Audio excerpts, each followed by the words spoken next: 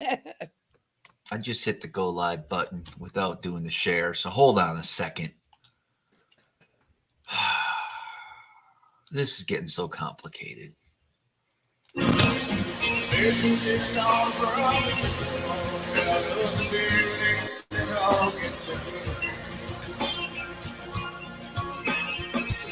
they say your mom is up for dead when the girls and all been like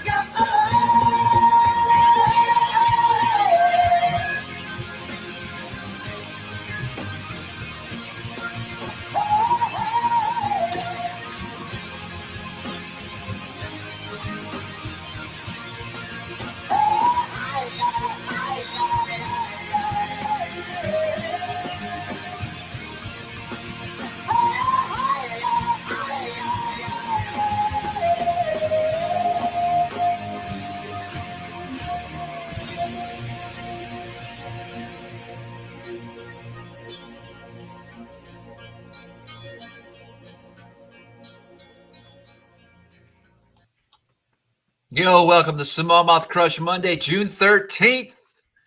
With the champion of the Bojangles in the house, we got Alex. Bojangles, Angler's Choice. Whatever. We're going to talk all about it. I got this cool hat, fishing with Weensy. That looks tight, man. I got one for you, brothers. Oh, dude, I can't wait. Ooh. That's my jam right there, man. Thank you, Mike. Great logo. Mike Iovino, son of the famous Don Iovino. Not, but I thought it was for a minute. But he could catch him like Don Iovino, to be sure. Oh, man. Heck yeah, man. Brian's got a shrunk flogger hoodie. Because you didn't wash it right, bro. You used warm water. And you probably put in the dryer. It's your fault. Send me your stuff. I'll get you a new one out, whatever size you need. We take care here at SmallmouthCrush. Burn, I want to thank you for that $9.99. No idea what it's for, but that reminds me we're going to do a contest, a giveaway tonight. And Burn, you're entered. Anyone who does the super chat for $1 will get entered. What are we going to give away? A Monster Bass bag, of course, full of goodies. There's actually some really good stuff in here. I see some frogs. Got the SmallmouthCrush buff. And I'm going to throw in a River Rat t-shirt. Say what? Yeah, that's bro. A Goody Wolf design from the Bass Lab right there, bro. That's right. We're going to give that away tonight. About. So super chat away. Is that the one I gave you, bro? No. Okay. This came in Monster Bass sent me this because it's the one that has the MB on the back. Oh, nice, man. Yeah. Oh, that's what Mikey Balls was wearing the other day. Yeah, I would. That's right. Give away stuff you give me, bro. Come on. Just checking. I just wanted to be sure, man. Oh, man. Alex got promoted over the weekend, man, or last week. Congratulations to AI at his regular gig. He's already getting promoted in his career, man. So, Travis, you hired a good one when you hired Alex, man. That's right. You know it. So I never technically hired Alex, but no, it doesn't. He's free. He's free will. Yeah. He can leave. He can stay. He can choose to hang out with us. I mean, that's got to make him feel good. The choices are. I think Travis was just a little worried that I might be able to sue or something if he officially hired me. So he just kind of made sure it was free will to remove all the liabilities from himself. That's interesting. That's how his brain works. It's not how my brain works. Then why would you not say you hired him to be your intern? Did you interview him? Did you offer him the internship? I said, yeah, man, come on, let's do this. Then you hired him. You asked me for my opinion. It was my thought to get an intern. We appealed to the masses out there. He applied. I read his letter. He writes like a champ. He's smart. He's sharp. I mean, good night. It was a great move. Can't you say that? You're a business. You hired an intern. It doesn't have to be paid. Okay. There are paid internships and unpaid. I got nervous, like Alex was saying. As if he's the kind of guy that would sue you for what? Back pay? When it's a free internship, it's unpaid. What's he going to sue you for? Sexual harassment? I want to say hello to that would be weird. Fishing. Terry. Yes. That'll be the Terry scuttlebutt. Why did Clovers. Alex leave? He sued Travis for sexual harassment. See, you're ignoring it, man, but you walked right into it. I don't know what to say, bro. Ray's in the house. I'm just giving a shout out, Ken. I got Ken you. from Manitowoc. Waves, Current, and Ice. Waves, Current, and Ice, you're just as bad as Sean. He's always here. We appreciate it, man. We appreciate it. Kuda. That's right. Kuda's in the house. Jamie How did Kuda? Newton. Did Kuda Hella catch some Bass. fish? Wasn't Kuda going? Hella, I saw Hella, man. Thank you for the congrats, everybody. Basser Mike's entered in the Monster Bass giveaway with the River Rat t-shirt. Goodness. Jack's in the house. Juice Newton. There's Sean. Whole crew. Tom Nee. Basser Mike. How about the Great Lakes Finesse underspin? Yeah, so that just came out. It's a funny story, guys. So Great Lakes Finesse sent me a bunch of their underspins a while back, and it was a prototype, and it just wasn't. I wasn't feeling it. You know what I mean? So they told me to bend the wire a little bit out, and I did, and it worked perfect after that. And they said they were getting it right, and it actually went. I believe it went online this week, so you guys want to check that out. Use my code. I don't know what it is. You know what it is, Alex, off the top of your head? For Great Lakes Finesse? SmallmouthCrush 15, maybe? It should be in here. Oh, by the way, the unofficial world record, or I should say Canadian world record. No, it's Canadian record or world record. Which Canadian record fish Thank you. came off my Drop Minnow that I designed. They're certifying it now? It's a sheep head, but still, nonetheless. Are they certifying it or something? I don't know if they're certifying or just taking opinion. I think they think their scale wasn't working. Unofficial Canadian record sheep head. You be the judge. Go to Great Lakes Finesse Instagram and you tell me. Okay. Well, that's exciting news. It is exciting. You know what else is exciting? Next week, we have the VIP membership only, guys. We're going to be, I'm not quite sure what we're going to be talking about. We're going to be on site up at the St. Lawrence River. For some reason, every winter, I get the urge to go up to the St. Lawrence on opening weekend, even though everybody and their brother's going to be up there jacking on fish off the beds, unfortunately. Oh, I decided to go up there. I want to try something a little different. I want to go offshore a little bit and fish the southern end of Lake Ontario this next weekend. So that's what my plan is here. I'm just reading the comments again. remember you used to do that in the early streams? You would get wrapped up in the comments. Yes. Yeah. Brian goes, shout out to Thayer's Marine. They helped him out with an issue he had. I do want to give a shout out to Thayer's. Of course, they are sponsoring this live stream during the month of June/July. Head on over to Thayer's. Let's give a shout out to Richie over there. He, of course, I got my my Camus from Thayer's, and it's been a great boat so far. They got a lot of other brands over there. Ranger, Nitro, bunch of used boats too. I think my Nitro might still be there, Eric. Really? Damn. Yeah, we got rid of the Nitro and broke in the Triton this weekend, 21 foot, broke it in on Thursday, Friday. And the first derby that we entered in it, got the dub, man. Got the dub. Hold on, man. Yeah, congratulations. See that trophy. We got some hardware too. Champions, man. Angler's Choice, man. Kerr Lake, also known as Bugs Island. So it was two separate tournaments, Saturday and Sunday. So Saturday we took first with the win with 22.01. That's probably one of the biggest bags in June that's been weighed up there in a long, long time. And I got to tell you, it was a grinder. So Scooter, I'll wait till Scooter comes on the show to tell the story. But let's just say it was not like practice. He had a legendary practice. The lake was high. They started to drop the water. That changed the fish pattern. General pattern was run and gun, top water, spook style baits. And so, I'll let him tell the story, man, when he comes on. But it was at 11 o'clock, I don't know. I put some fish in the boat in the morning, including a 3.5. Had a limit, but it was nowhere near his expectation. The wheels were turning, and he just architected a game plan in the afternoon, and we got the right bites at the right time to snatch the victory. So, and we lost a 4 and a 5. He lost a 4, I lost a 5.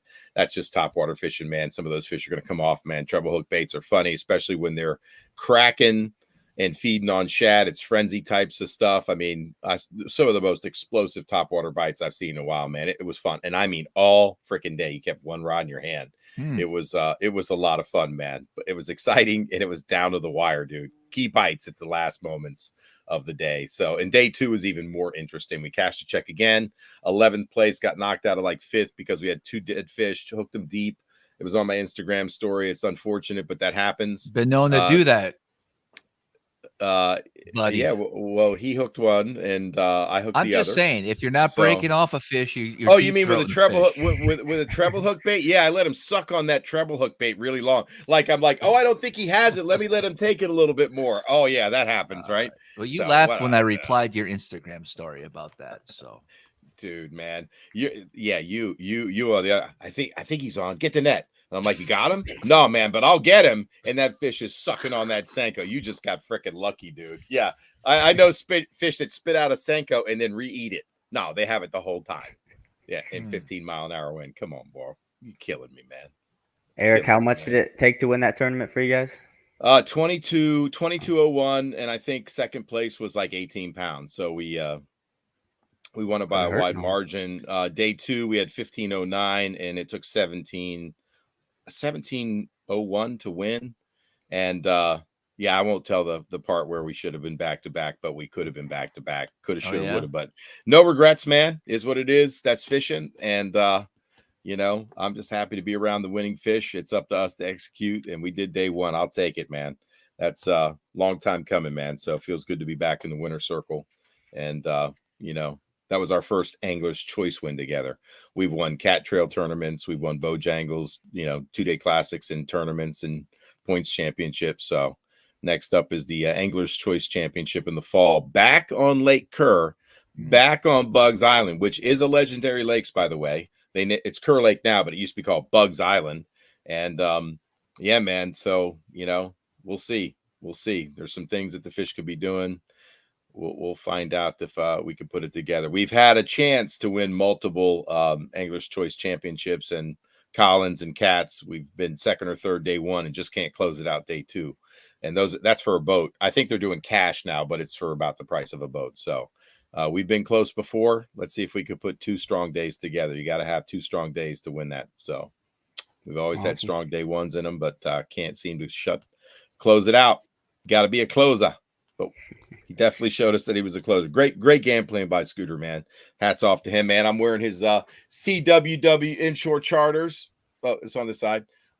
Captain Scooter Lilly, yeah, man. So he guides for bass and big bull reds and trout in the salt in the spring, rockfish in the spring on the Roanoke. Look him up online. CWW inshore charters. I saw him catch. He had some fish posted today. When oh man, he got a limit of big trout, man. The guy is one of the funnest guys ever to fish with, man. He knows his shit.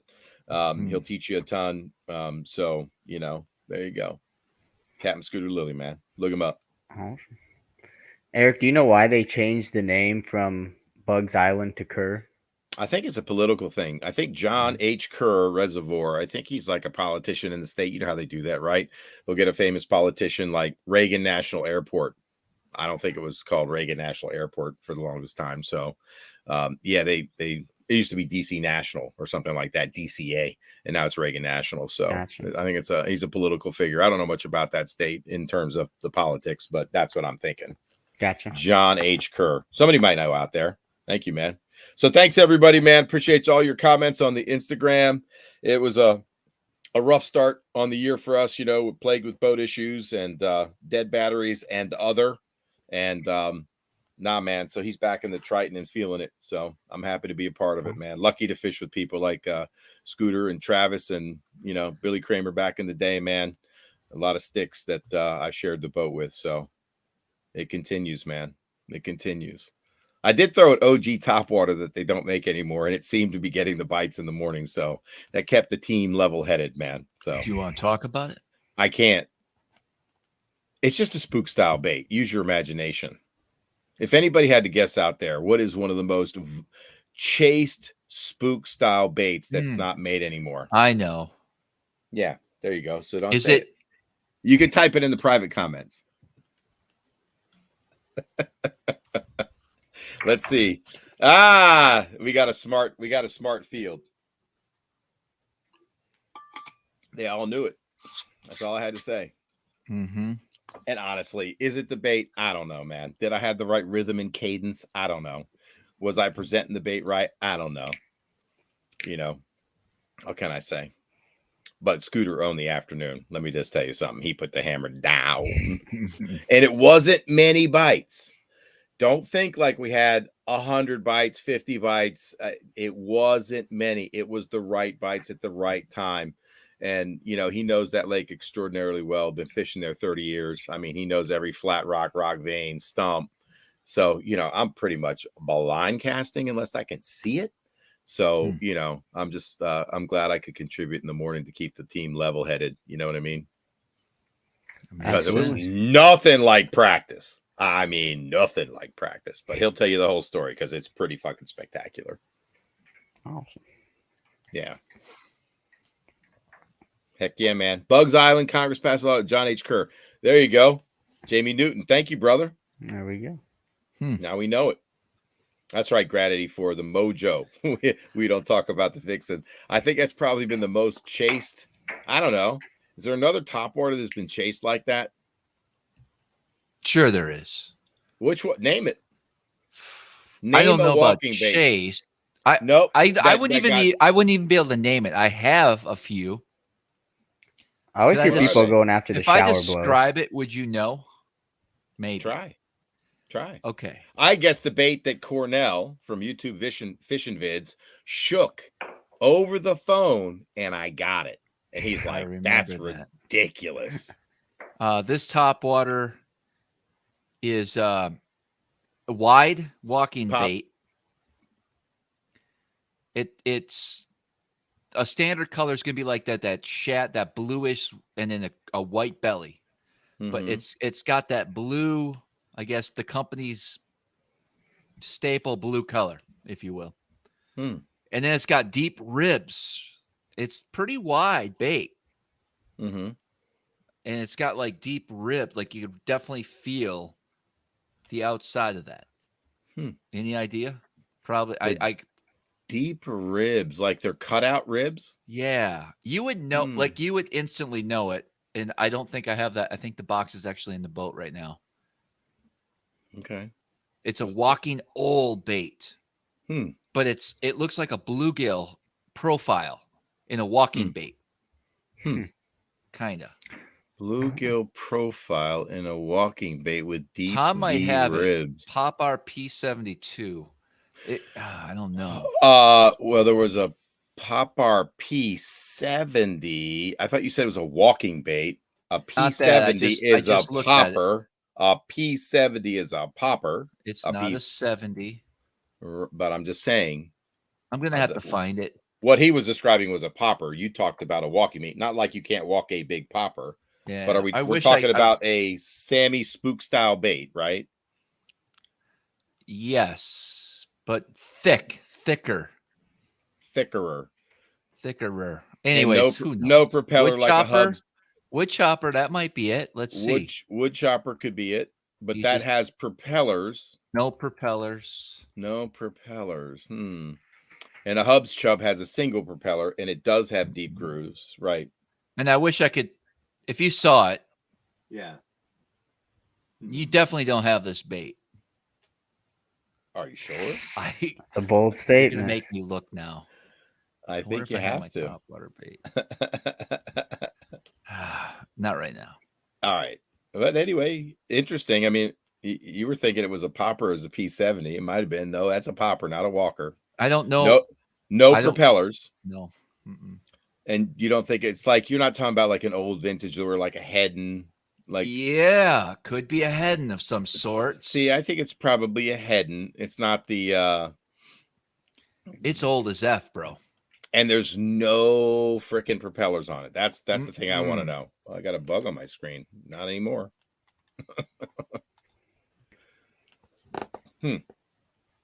No, I'll find it. It's an ugly looking topwater, but it does catch them. Interesting. How long is it, would you say? Okay. What's that? 3-4 inches? Yeah. Mm-hmm. Think of that aqua blue, almost like an old blue. That's describing a heading. Yeah. And maybe like the shore minnow pattern. We'll have to look. Because heading was kind of known for that aqua blue top. You know, there's a lot of heading plugs that have that aqua blue look. So Yep. Let's see. That'd be crazy if you pulled it out. Let me go into the old topwater box. It's not made of wood. No, I didn't think it was. Well, somebody in the comments asked. Oh, I'm sorry. All right. Anyway, we'll figure it out. If I get the urge to go look around here, I will. But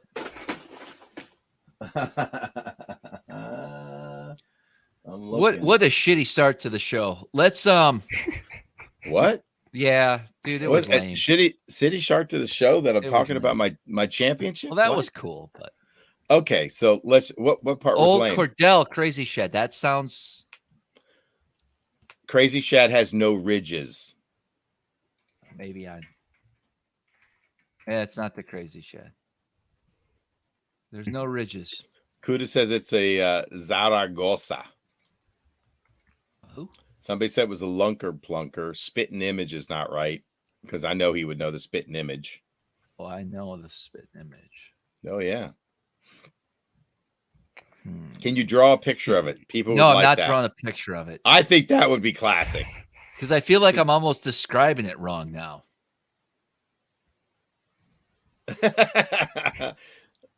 Like there's a couple baits I know that have cutouts. It's like the Hubs chub I was telling you about.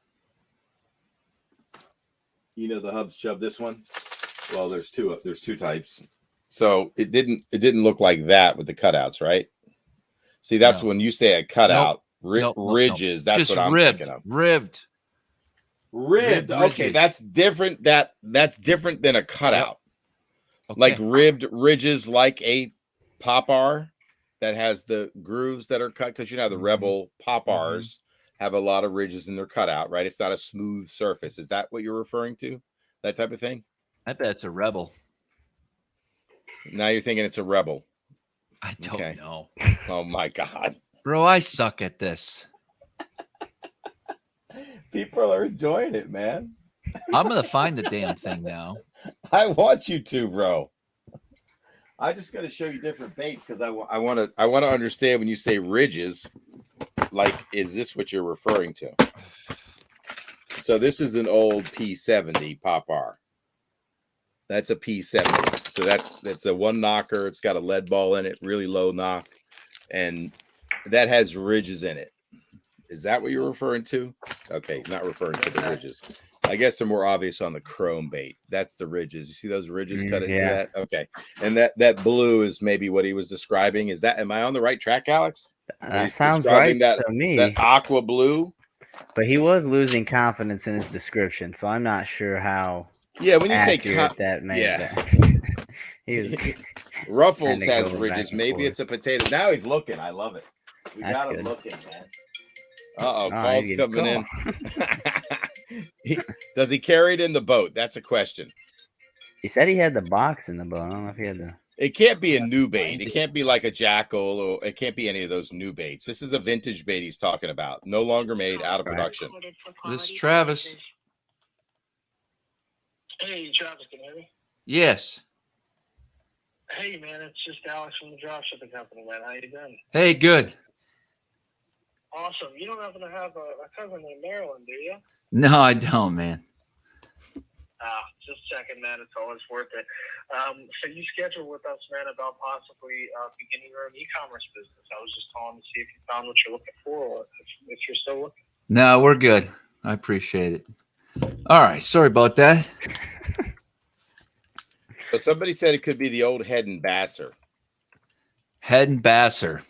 Right. That was Harold Rogers. Harold Rogers. Let's look at an image of the old head and basser and see if we can help Travis out. Nope. Looking for it? Nope. He says it's not. I'll find it. It's gonna drive me crazy. Not the head and basser. Damn, I thought. Oh. All right. Well, anyway, there we go. it's the mystery bait Travis loves. It's fat. It's a walker. It has ridges, blue and a white belly, and that's what we got. So I'm thinking heading, maybe heading with that blue, like I don't know, man. I'm gonna find it, dude. Don't worry, dude. I'm gonna dig this place apart. Okay. It's not like the baby Zara. Is that the blue you're referring to? No. Okay. We should almost take bets. If I find this, but is that the blue? I know No. you know it's not the bait, but this I'll is a show fatter... you the blue. I found the blue earlier. Okay, well, this is an aqua blue. I thought that's the blue of the heading line that you were talking It's about. definitely a rebel. Now it's a rebel. Yes. Okay, that's a clue. It's a rebel. Okay. Because I'm going to share the screen here. Okay. It's that color. Okay. That's what I meant by aqua blue, kind of, and the white silver. Yeah. Okay. And it's the ridges that I talked about Those on ridges. the top bar. Yes. Right. So this is a top water bait. The rebel jumping minnow. Jumping minnow. Maybe. It's not a popper, guys. And you went a big. Here's what we're gonna do, Eric. We're gonna make this a game. If I find this bait tonight at some point and I share it with you, and you have the exact bait, you gotta get some type of prize. I'm trying to think what it can be. Give me what's something you really would want. Something I have. Something that you like. Dang. That's a good question. I'll think about it during the show. Okay. Yeah, I like it, man. Yeah. But you got to think about it before it's not the no. We're screwed here. All right. A buff. You get a smallmouth crush buff. How's that? And no, nice. I'm looking still.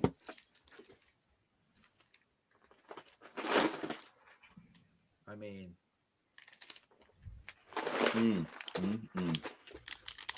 I'll give you a pack of the hottest Ned rig baits on the market right now. Ooh.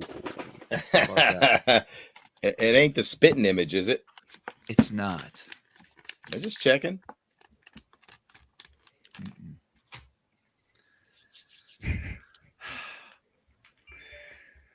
I don't know. All right. Well, we're about 30 minutes in, Travis, and have we even mentioned our guest this evening? No, we got Jamie here joining us shortly. I saw him below for a second. He popped off. Oh, there he is. He's in his boat looking for that bait. Samatis. Oh, hey. Hey. Caught me. I ran What's upstairs. going on, I was falling asleep listening to that description of a topwater bait. Pretty lame. I was trying to move the conversation. You started off with, I know exactly what it looks like. That's the name. Every comment in there. Yep, that's it. No, that could be it. Nope, that's probably it. Nope, nothing like that. You see what I'm dealing with here, right? I'm glad you weren't the witness to a murder. Never find the guy. That's the funniest thing anybody said on this show ever. Unreal. I'm not good at describing things. I see it clearly in my mind, clear as day. Clear as day. This could explain some of the struggles in life. There's a lot going on in my mind. I feel as if, and you guys have to feel it too. You know that time is moving faster. It's not because we're getting older. That's not what's going on. And I cannot wrap my head around it. And I feel it. It resonates with me, Eric. I know that time is going extra fast than what it has before. Because you're getting older. No, it's not. That's not the excuse. We can't fact. use. It's not Not a fact. opinion. Okay, let's focus on I'm sorry. finding that bait and the guest on the show. Welcome, Jamie. Jamie, how are you doing?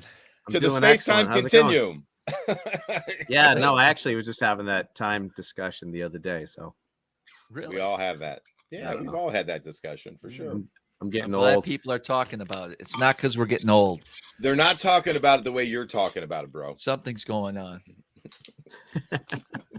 I mean, when you think about it, time is just a tool. So I can meet you at point B at a certain specific time in the universe, but it's a man-made. So there really is no time. But what we're feeling is something. It's a Unfortunately, long story. I don't smoke weed, so this is like I need some of that for this. Wow. Did you guys get your packages I sent you? Yes, bro. We did, man. Thank you. I fell asleep behind the wheel. I was like, was supposed to send them out, and then I don't know what I did, and next thing you know, I was like, shit. It's like a couple days. Glad I made it.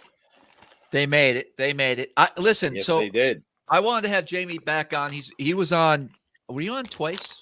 Maybe no, one time. When we first really got into the lives on a regular basis, and we talked about your lineup of baits. I know you have a lot of things. A lot of things have changed since then.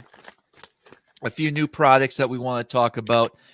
And when I spoke with you during the New England show up there in Boston, we this past winter, early spring, whatever you want to call it, you had your new Ned bait out, and I took a look at it, and I was really impressed. We actually played around with it in the tank there before I got banned from it, but we were able to look at the action of it. I mean, it was legit. So I just want to have you on to talk a little bit about that, about the whole lineup of products, but really specifically this Ned rig bait, because I am a huge, god dang, fruit flies, fan of Ned rigs. And what are we calling this? A 2.75 HTW. What does that even stand for? It's the hollow tip worm. Ah, nice. The tip of it, it's hollow. There's an air pocket in there. When we shoot this bait, it has a rod that goes in the tail. So when we take them out, we got to pull the rods out. It's like kind of like making tubes. But the idea came because I used to make the Samatis in a floating version and sinking, and then we stopped making the floating version. But I used to take my floating ones and I would cut them down to this size, and then I would take like a small drill bit and I just take my hand and I would hollow out the tail of it and just keep messing around, put a screw in there, whatever, and just clean it out. And I would fish it on a net, and it just gave it that little bit of extra, buoyancy.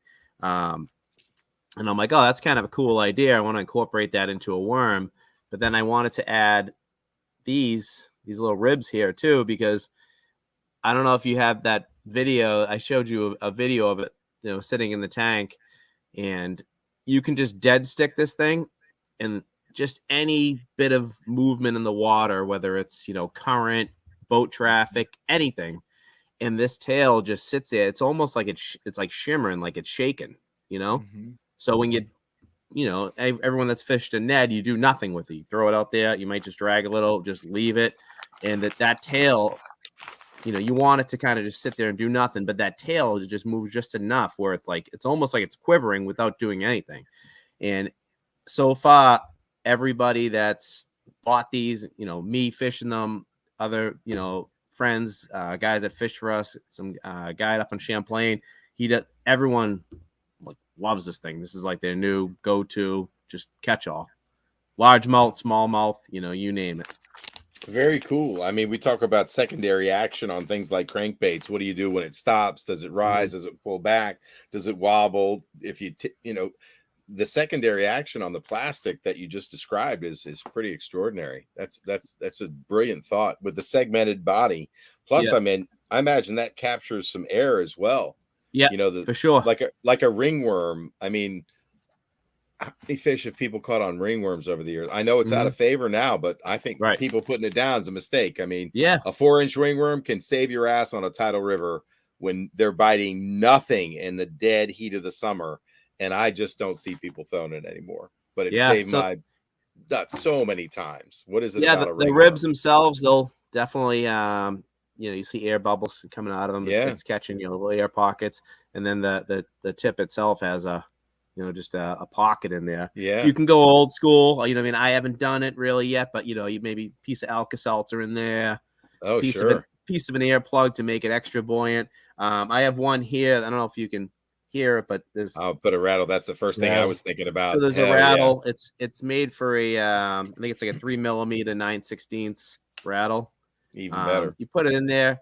It the tail kind of hangs over a little because it's got a little bit more of that weight in there. It'll stand up still, but that tail might just hang over a little bit more. I prefer it just as it by itself, standalone. It's a killer bait. Nice, man. It's a brilliant design. Really creative, very different. Nothing out there like it, in my opinion. Yeah, no, it's I just, like I said, I was messing around. I know you like tinkering with things, and I do. I'm always tinkering. It just gets expensive when you buy in, these big production molds and stuff. So this bait right here, we're actually, me personally, and another guy that'll help here and there, but a guy that runs our machines and stuff. But these baits I'm making literally by hand, like old school. Wow. We don't have the production molds for it yet, but it was just too good to not get out there. Yeah. And I figured I didn't want to wait too long. I just want to get it out there, and whatever. If I gotta crank out 1 million of these by hand, it's worth it. It's a phenomenal bait. I'm stoked on it. Yeah, I can't wait to give these a try. So it pairs really well with one of my favorite jig heads, as far as the Ned locks by Z-Man. This is the 1/15 size, 1/15, 1/10. I think lighter the better. But that man, that looks legit. That's paired well together. That's neat. Heck Travis, you have the fish tank hooked up? Now it's been a while, bro. Okay. It's next to the topwater bait. I'm not gonna be able to find it. I opened a couple boxes real quick just to see if I could. I don't know if Travis, if you have that little video, you able to share that video? I certainly could if I had it. How do I find it? When did you send it? I have it on my Instagram. I don't know if you. Oh, I might be able to look it up. Yeah, I saw that. I commented on it. That was cray. The we pair it up. We sell like a 1/6 tungsten. Oh, you do? Ned, yeah, on the site as well. Let's see it. You got one handy? Yeah. We only carry the 6th. I'm not trying to buy 1 million tungsten. Mm-hmm. Okay, Tungsten Head. Yeah, very nice. There we go. What's the hook? Jamie? It's a mustad. Okay, good. It's we had a different head before we used to carry, and the hook sucked. You know what I mean? I'm just like, oh God, why did I even get these? And I swear the sample I had wasn't the same they sent me. And this, well, anyways, we burned through them. I sold them for like, pennies on the dollar at all those shows. And some guys, loved them, didn't care. I didn't like them. I bent a few out on fish, and then I switched over to this, and this thing's phenomenal. I've caught a lot of good fish on it already. As long as you're fishing on the right gear, you're good. And even if you're really reefing on them, this hook is gonna hold up. I don't know if you can see that. Yeah, you gotta love a mustad, man. Good hook, for sure. We carry that Jig Head. We also carry, that's the one I fish all the time. We carry this one here that has like the little brush guard on it. Yeah, brush guard. Yeah, man. And then we also carry an offset, like EWG. Oh, for weedless. Yeah. The hell's man. There we go. It's the same. We got it. They all the same head. 1/6. Like I said, I just try to keep it somewhere like middle range. Right on. I think even that 1/6. I've caught fish in 25, 30 feet of water, and I can feel every rock and pebble, and don't need a super heavy jig head for that. Yeah, so that's a true mushroom style jig head, man. So one of the classics. Yeah, it's nothing special. It's it's Chinese tungsten like everyone else is carrying. It's we're not thrilled about it. Everything we make is made here. You know what I mean? Yeah. But stuff like that, you got to go overseas, man.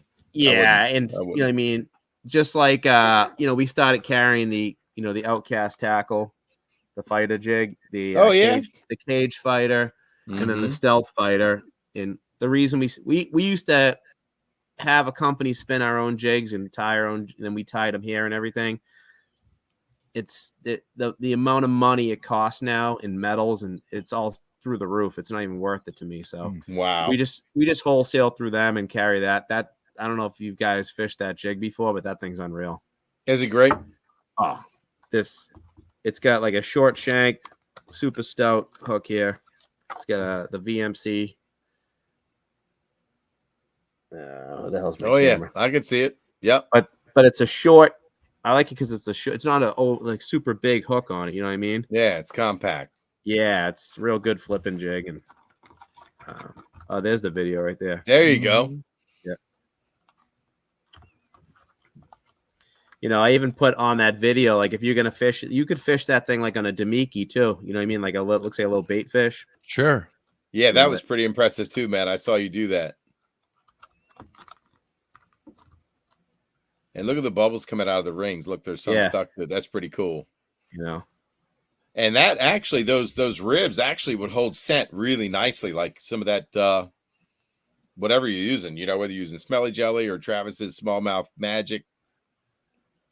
I can see that. I like that. I like when a bait has ribs like that because I can get a lot of scent in there, and it seems like it holds it better for a longer period of time, And I feel like it's that bait on the bottom. So man, you could freaking. I'm thinking of all sorts of things to do. I'm going to wreck them on this, man. I'm definitely going to catch some smallmouth on that. I can send you some more too, like a bunch of colors and stuff. That little 8-pack might not last too long. Listen, I was like running around like, oh shit, shipping out orders. I'm like, I got this going, that going. So I just threw that out there just to get you guys so you could see what was going on there. Yeah. I'm digging it, man. I think since the last time we talked too, this is the bigger Samatis. I saw that. Yeah, tell us about that. So talk to us about actually both of them. So originally it was 3.3 1/4, right? So that's this one here. Yes. So I have caught plenty of fish on this drop shot bait. I sent Eric a June bug one. I like that color. June bug, baby. Look, I don't know. I'm holding up the smaller one. Hey, look, dudes. I'm just telling you, power shot this, lights out. Power shot. I'm talking about Tidal River, flipping it. I'm talking about short leader. I'm talking about like that long. I'm talking about minimum 1/4 ounce, putting it in the cover. I shot a power shot video with Travis on the Upper Bay. And there was a parade of boats going down the bank. People were pitching jigs and all that kind of stuff in there. If you're not scared to put it on 17-pound test, you go to 20. And a beefy ass hook and a 1/4 ounce to 3/8 ounce weight. I know that sounds crazy, but you're power shot. You're put in the middle of a tree. Hang on, dude. They don't see a bait presented that way. And it works. Travis knows. He can tell you. A lot of people are catching them, Nico rigging them. That'd be a great Nico bait. And I like a Nico bait that has a flat underside, not a round bait. And the reason I like that is that it catches water a little bit different. This would be a great Nico bait. It's got enough meat in the head, and I could enough meat the hook and get that Nico ring around, man. That BS stinger, B10S. Oh my god. Yeah, Oh, go ahead. You got a lot of great colors. So really that Gobi color is straight on. I really love that white bottom.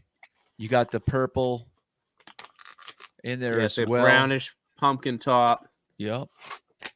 That's we sell a lot of those, obviously, up north.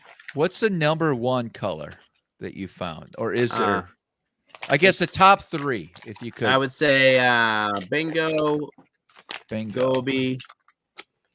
I don't know, Bingo, Gobi. I don't know. They're all good. Primo Juice. I guess it depends on where you are, what you're Sure. fishing. You know what I mean? Yep. Yeah. I mean, great colors. You know, I mean, then you get your staples, and then, you know, you get your green pumpkin. Banged up's kind of cool. It's like a black blue swirl. I see that. Yep. Yep. You know? Yeah, I got a banged up one here. Yeah. I like that banged up.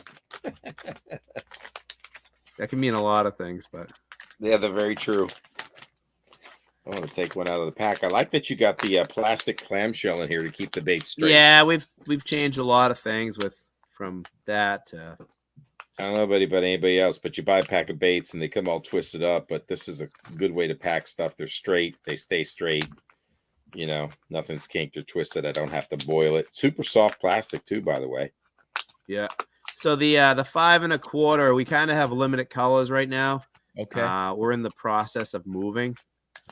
We were in a building that we were renting, and now we're purchasing a new building, moving. And good job, man. Congrats. So now I literally I have stuff everywhere. Like I have like 50, 60,000, you know, baits, packs everywhere, boxes, jigs here, this, that, you know. So we're kind of all over the place right now. We're just waiting to get moved into the new building. So we actually didn't get that mold in time. And then by the time we got it, we only had a chance to shoot, you know, some limited colors. So we got some pretty cool ones out there, and there's already guys catching them pretty good on that 5 1/4. You know, I mean, I've fished it.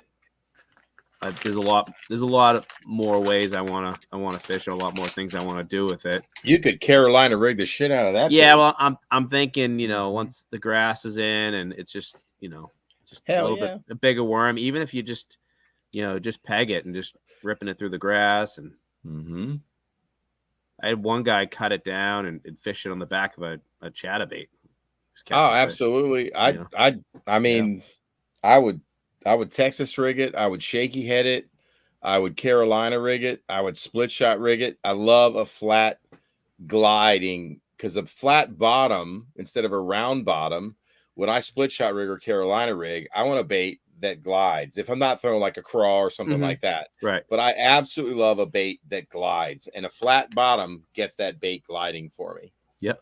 And that's got a lot of surface area. So I'd love to drag it around and see what it looks like, man. But it's got the right ingredients for me. And like, I don't know, it's like there's some days when you drop shot and then there's just, you keep getting, you know, that 2.5, 3 pound. There's just a million of them, right? Well, if you're catching a million, that's great. But you know what I'm saying? You keep catching those cookie cutters, and it's like, maybe if I just throw a little bigger worm down there, maybe that'll trigger a bigger fish, you know? So yeah, I think it applies to just about everything, man. Bigger crankbaits get a bigger bite for me. I mean, I love throwing a BDS 4 in the spring, at right bait at the right time. There's just something about a predator, you know, that, I mean, I just shot a video with Austin down in the Great Smoky Mountains. We're throwing crankbaits basically the size of your shoe, the Clash 9. I mean, this bait right here. Look at that bait. Okay, here's like a 1.5 style bait, you know, about the size. It's about the size of the cross of the H. Look at that. I mean, and the bigger fish post spawners, they were up there, and of course it was the right time. They're eating herring and trout. Yeah, but bluebacks in particular, you know, trout that were seeking the cooler water. We were throwing a brown trout and a rainbow trout version, but I mean, same applies to, you know, the meat eaters. I mean, I don't know, man. Bigger baits, bigger bites. I'm all sold on that concept at the right time. It's not, it's not an always thing, but if you incorporate a bigger bait, I think, well, I'd love to test it. I'd love to do a side by side, Travis. You know, we're on a school of smallmouth. Right. You're throwing the regular drop shot size. I stick with the. Let's see what happens. Yeah, listen, you're not, that 3.25. That's perfect right there. Okay, that's all I need. Yep. Okay. If you guys want to go bigger, that's fine. I'm just saying, let's do it. I want to do something. Travis, I think last time I was on here, you were talking about drop shot and the 7-inch lobster. So right. I'd like to try it one time. Like you throw the 3.25. No, I absolutely, absolutely. Like I'm standing up on the front power deck shotting. You know, power shotting's the way to go with that one. You know, sure. Yeah. I mean, no, they're both. I'd like to do it. All right, I'm going to ask you both a question. You're both better smallmouth fishermen than me. I remember reading about certain elite tournaments where guys were doing a full size fluke, a super fluke junior. It's not some 3.25 inch bait, and they're getting the bigger bites. Is it because they're around a school of smelt? I don't know. I'm not a northern guy. You tell me. Man, there is true or not. I mean, I'm asking the opinion of your smallmouth crush. Well, this there's guy something is about northern. the fluke style baits that obviously trigger bites, and you can catch a lot of fish, whether it be But Berkeley makes a flat nose minnow, which is exactly not like quite a fluke style. Yeah, It's small. And so if I sat there with a regular size fluke and you threw the Mm-hmm. flat nose minnow, it has a forked tail, it has a belly just like a shad shape, if you will, or a smelt or whatever the hell they're eating down there. Mm-hmm. It doesn't look like a goby to me. It doesn't have these crazy ass fins coming off the Yeah, side of the big broad head. And I threw the big fluke and you threw that one, and it was both max scent. Who would get the bigger bite? I just want to know. Whoever knows how to retrieve that bait better. Okay, let's just pretend you tell me, like, Eric, do what I do exactly when I do it. I'm looking at you and mirroring it. You know I can catch smallmouth. Come on, man. Let's do it. Are you afraid? No, I'm not afraid. I think that's a great idea. It's be a great video. Yes. The 3.25 smashes the big bait. Or the big, well, maybe it's possible. Maybe I give you the big bait and I do the 3.25. Yes, give the big bait to the better smallmouth fisherman. Maybe. They'll definitely choke that. But that's a good, I mean, I don't know, man. Like we're talking, split shot rig for sure. Carolina rig type of deal. Damn right. I can see that. Obviously, power shotting that would work. I think Jamie was right on with just a little Texas rig too, you know, and working that through the grass. I'd shaky head the shit out of that thing. Yeah. Yeah, the possibilities, and I don't know. It's a bigger, 5.25. So when did you come out with that? Was that this spring as well? Yeah, that just came out like I don't know, a few months ago.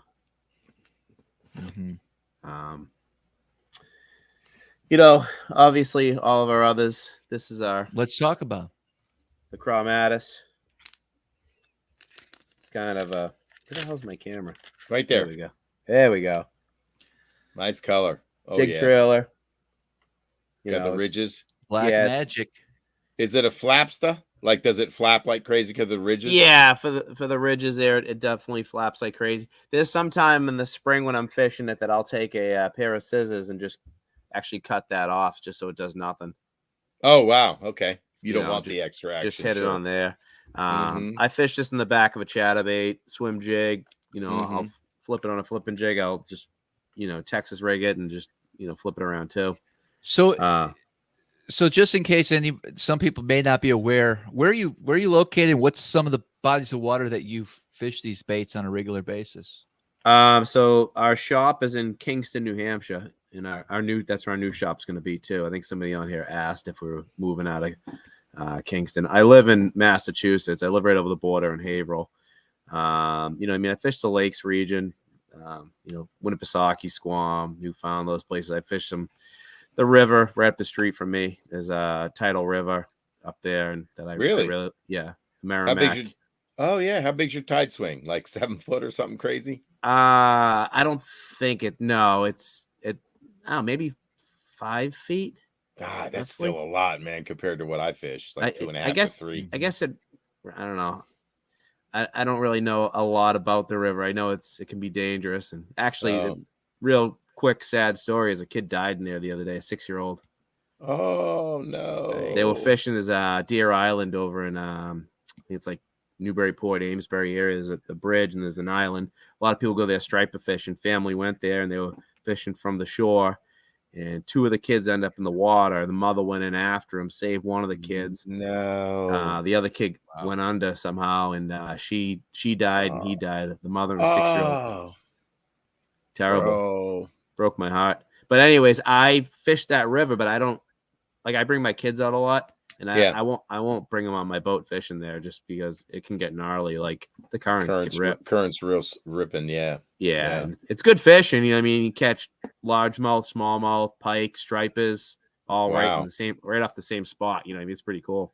What a crazy mix. And then, you know, I mean, I try to get up to Champlain whenever I can. It's like 3.5. It depends on what part of Champlain I'm going. I'm going in a couple weeks fishing out of Plattsburgh.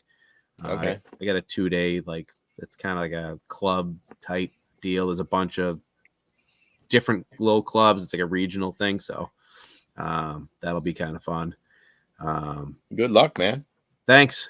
How long have you been making these baits? So I started dabbling in 07, making stuff. I don't know if everyone heard the story last time I was on here when I was making them in microwaves and smoking out my house. But yeah, no, started making them in 07, just messing around. But seriously, like, you know, this business, you know, since I think it's been like since 2016 now. Is when we went serious with, you know, real equipment and production mold and stuff like that. Yeah. I mean, every bait turns out perfect. You know what I mean? Like, there's not especially the way it's packaged as well as it comes out and it's, you know, shipped to the customer. I think you guys do a great job. I hate it when you get something twisted up or you can just tell it didn't come off the mold properly. There's well, there's just a lot to it. And, you know, I mean, I'm kind of a control freak. I'm like, you know, but you gotta be. I got a guy who works for me. He's like the main machine operator, and he's actually like super like crazy when it comes to like attention to detail. I just tell him one time and it's like, he's actually will hang them neater than I would. And they look, wow. You know what I mean? He does a really, really good job. I've had other guys who work for me who just slobs them. Just like, I can't do it. You know what I mean? But like when you take them off, you want to make sure you hang them a certain way. Sure. If you don't hang them, because that's when they first come out, that's like it's like a critical time because you got to cure them, right? Right. If you take the bait off and you have, you know, they come off in these long runners. So if you have the thing bent over like this and it's going to stay like that, and it's going to be screwed. You know what I mean?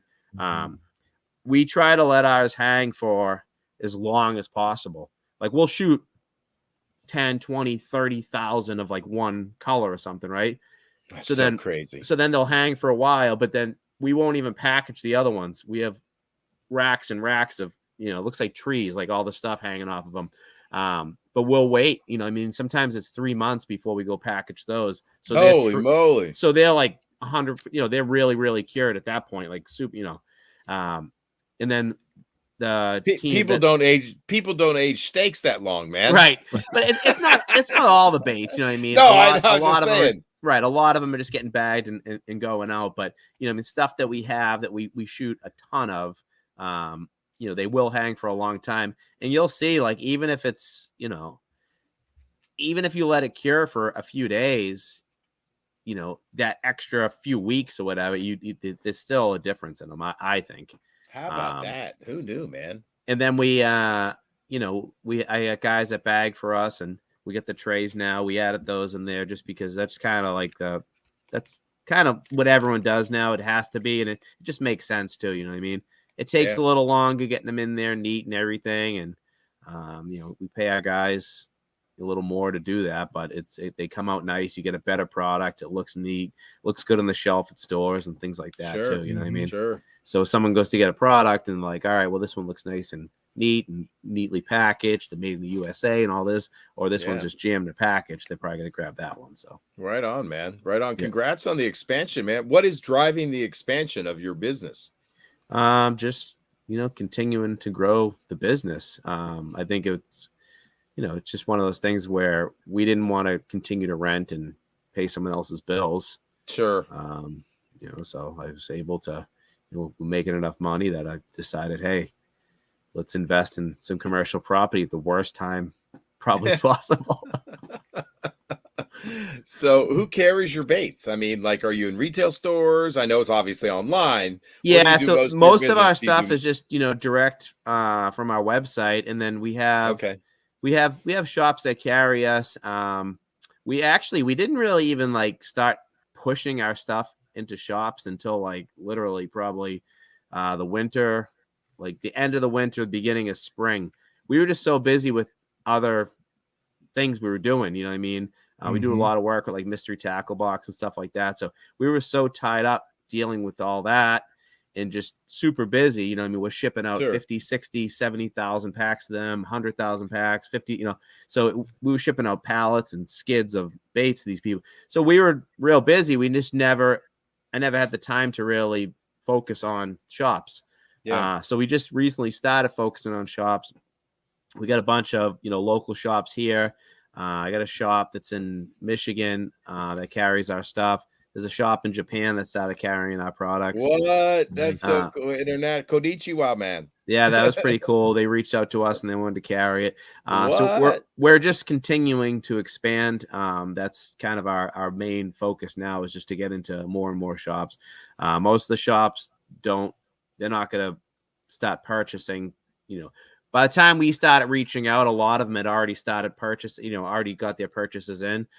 So now we know kind of where we need to be, and we got a bunch of contacts going forward. So 2023 should be pretty big for us when it comes to like shops and, you know, retail and stuff like that. Good deal, man. Well, I know a lot of times we bring companies on to talk about their products, and we do a little discount code. I know we talked earlier.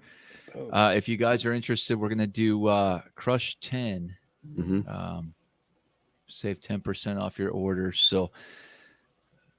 So that's only I think we discussed that. So like the Outcast jigs and stuff like that doesn't include that. Unfortunately, we just wholesale that stuff, so there's really not a whole lot of wiggle room when it comes to that. We're not really making a ton of money on it. You know, we're making some. It's more of just like an added thing. If someone's going to come buy a jig, now you can come buy your jig and all your trailers in one place. So the code there is for, you know, any of the soft plastics that are on the site, all of our plastics. So right on.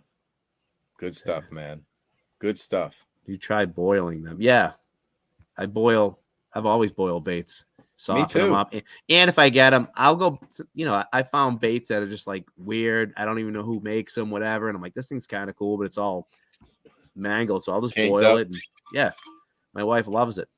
10 seconds, man. Don't use the same pot that you boil in to cook in, man, because you cannot get those oils out of it. That's how I do that, and I make my rice peel off in there right after. I do, yeah. Yeah. Oh, well, this explains a lot, Travis. Jeez. What did I have to just boil down the other day? You don't want that plastisol in your food, some dude. Yamamoto it's all over me.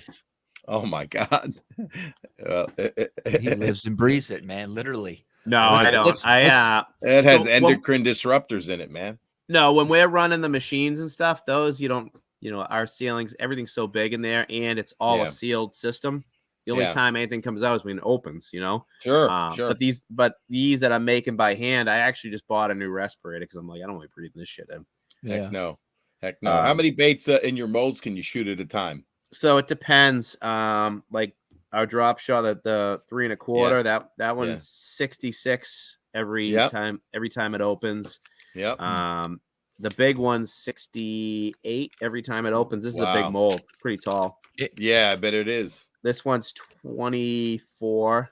Okay. 88 for our stick. Oh, nice. Some our sticks 88 every time. Then we got like 48 on the mini slobster, 24 on the medium, and then the big dog. That one only shoots slobster. I think that one only shoots like 8 or 12 at a whack. I forget.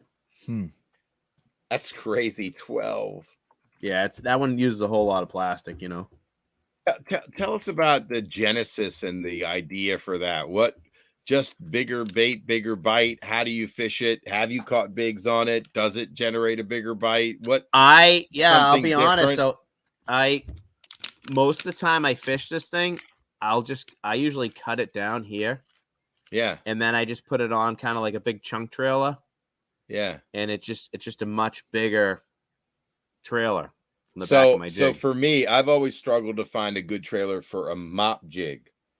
Everybody's heard about a mop jig. It's a big jig. That would be the perfect trailer for a mop jig. Yep. And there are times where a mop jig will get you the big bite. When do you like to throw the big one versus the mid-size? This is the one I throw 95, like black. Is that the 4.5? This is the 4.5. I throw this in black like on the back of every jig I throw. Really, Got it. I got a pack of that color. this is like, it's just the perfect size for everything. You know what I mean? Sure. I usually just, I'm super basic when it comes to fishing. It's like black jig, black trailer, maybe black blue. You know. Yeah, best contrast out there. The only time that's a perfect deal too. To just even Texas rigging that through the grass. Yeah, that's Look a at cool that. color there. That's the color you want on a tidal river, right? Yeah, it's the pumpkin blue swirl. Yes. Yeah, indeed. all of our baits, you know, we try to just make like super natural, like color, like, you know, nothing. I don't go too wild. You know what I mean? We released the Samatis shot. It was in the chartreuse, but we sold out of those and we haven't made any more. But that was more of like a bed fishing thing. People wanted chartreuse for that. The HTW, I've done a limited release of a bright color for somebody. Okay.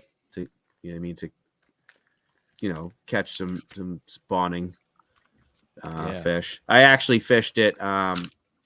Fished like I fished in this like small club, and I caught basically all my big fish in the bag on the on that one in like a super bright color.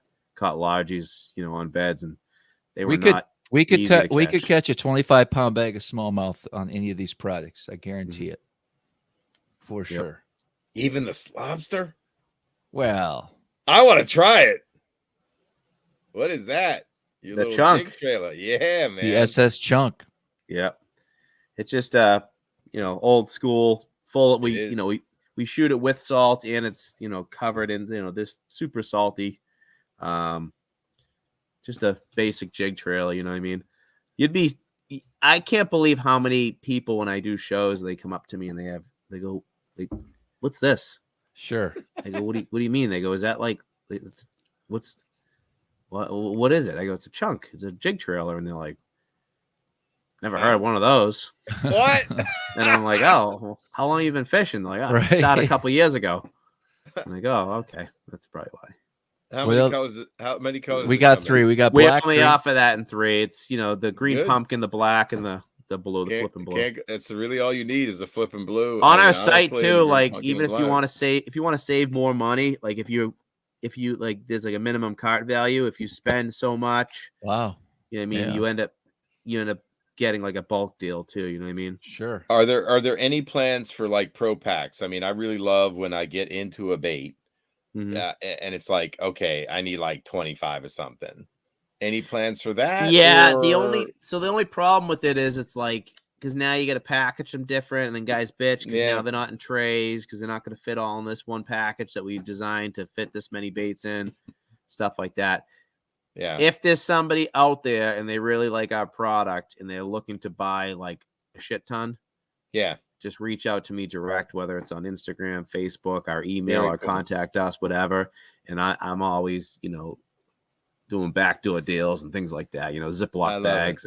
Nice. That's I got guys around here that, you know what I mean, they'll come by the shop and they just pick up a whole runner and they're like, how much for this? I want that. A lot of the guys come by and they want like the oddball colors that no one has, you know. Sure. Oh, just because it looks different. Like when we're pushing another color through, as you go to shoot a new color, I always try to chase like I try to start off with like our lightest colors. Like if we're running a bunch of colors in one day, I'll start with a lighter color and then work our way through. Interesting. You know, so you got to push out the next color, then push out the next color. So you don't want to start with black, right? And then try to go shoot like a pearl white or something after. That makes sense. It would just take you forever to kind of push it all out. So how about that, man? You know, have you ever shot any of the changeable colors, or does it stain too much? Because they're staining colors, right? What, like the changing motor oil and all that stuff? Mm-hmm. Yeah, I've dabbled with that stuff, and I don't know. Does it stain your equipment? No. So any of the stuff that could stain is the dye. Anything that's a dye. Yeah. So if you find a colorant and it has dye in it, then that's like we use a cherry red. Yeah. Dye. Like we actually stopped making. Oh, yeah. I guess we technically stopped making. We haven't made it in some time. We made like a red shad color. that required you had to use that cherry red dye. And what happened? Did it just It impossible? just to clean the sucks, man. equipment? When you have it in the bag and stuff, and if you put any Yeah. scent in there, it just bleeds. Yeah, but everything else, basically anything we carry here won't bleed. Like if you put it in multi, boxes together and stuff like that too. Right on. Okay. I'm sorry. Talk to me about that swim bait a little bit. So it's just 3.75. Yeah, do I have one here somewhere? I don't. I'm sure I could grab one. It's just, it's just a small little swim bait. I fish it on the back of a chatterbait. I love the profile. I love that the tail is like a 45. It's not your traditional boot tail. You know what I mean? I don't like fishing a boot tail on the back of a chatterbait. So that thing just it's just like a tight little shimmy. You're not going to get a big, right? Some people get them thinking it's more of a traditional, but I think we even have in the write-up saying that it's not. It's a really good profile for a chatterbait trailer, swim jig trailer. I wouldn't fish it standalone. I'm sure you could, and people would, and I'm sure you could still catch fish on it. But I for the most part, I'm fishing that thing in the back of either a swim jig or a chatterbait. Okay. We have a couple cool colors. That's Road Gill right there. So it's Yep. It's got like a chartreusey pumpkin in there. The Galactic Sun one's pretty cool too with the orange and pumpkin. There's some pearl in there. I mean, some purple in there. That's pretty wild. Yeah. We just try to go with a couple like crazy colors on there. Then we offer that in banged up as well. So it's like that black blue swirl. Sure. Yeah. I think this, I honestly, I prefer swirl colors. There you go. Over like laminates. I like laminates in like our little 3 1/4 drop shot bait. I don't know, something about the swirl. Like it just looks like anything you go pick up in the water in nature, like nothing has straight perfect lines and things, everything kind of just does it, you know what I mean? Yeah. So I think it looks more natural when you just have the swirl there, That makes sense. That's my my feeling on that. So we're offering some new things too. Is like we have like a drop shot kit on there now. Oh, great idea.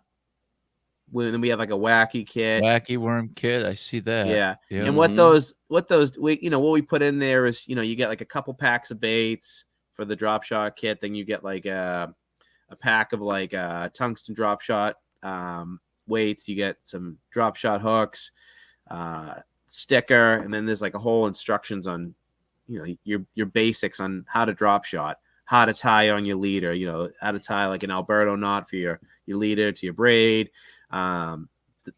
suggestions for equipment to use, kind of where to fish it, how to fish it, just some basics, because there's there's plenty of people that just start fishing yesterday, or maybe they've been fishing for some time, and they've just never drop shot. They just, you know what I mean? So we make these kits that kind of make it easy for people to go on there and be able to see and help them, you know what I mean? And now like we saw a lot of them, and it seems to be like people that are buying them for like their grandkids or their, nephews or something like that. And, we're thinking to start making some kits of just like the Samatis shot, like a variety pack, like a little plano box with that, and maybe some hooks and some weights in that thing too. There you go. Some stuff like that that'll just get people a little bit more familiar with different techniques. You know what I mean? Right. Yeah. Heck yeah. $7.99 for the drop shot. Yeah, I think it is a great price. $7.99 because you get 15 Samatis. You get 15 baits in that pack. You see a lot of drop shot baits that are probably that for half the amount of baits.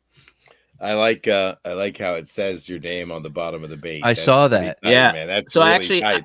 How the hell? I mean, how does it? That's crazy that they engraved that into the mold, dude. Is that on the big one or is it on the little ones too? That's on the little ones too, bro. It's on the little one, the big one. It's on the HTW. It's on these. Heck yeah. It's on the HTW. How'd you get that? Where's that? I didn't even look at that one. Yeah, it's on the side of it. It just says Samatis. Yeah. There you go. Funny story about this bait here. So we go camping, up north a lot. Bring the trailer, I bring the boat, and do a lot of fishing and stuff. And there were these little kids on the dock. We came in one day and they're all fishing from the dock. So their mothers were there and they're like, oh, you know, they're fishing, blah, blah, blah. Nice boat. I'm just talking to them. I'm like, oh, I have a bait company. I'm like, you guys want some stuff? So I gave the kids a bunch of baits and they were all stoked, right? So one of the kids dropped just a single craw on the dock. Yeah. And a little later on, a guy came down. He just got a new setup and was messing around with it. And he ended up seeing this on the ground, picked it up, rigs it up, throws it out there, catches a good fish. It was like a 4 something, right? Gets a picture of it, goes online, buys the stuff, and now him and I are buddies. So that he saw the name of the bait. He saw the name on the bait, and he knew where to find it. Ended up buying the baits, and now he's local guy, and now we're buddies, and it's pretty cool. I don't know, but it's good. That's why I think it's so important. Do that. I've never seen anybody do that. Well, the problem is it's been a while. It's been a while. I have seen it. It's been a while. Usually, when people don't have names on there, it's because they're coming from, some plastic production places like Southern Plastics, D&J, like those.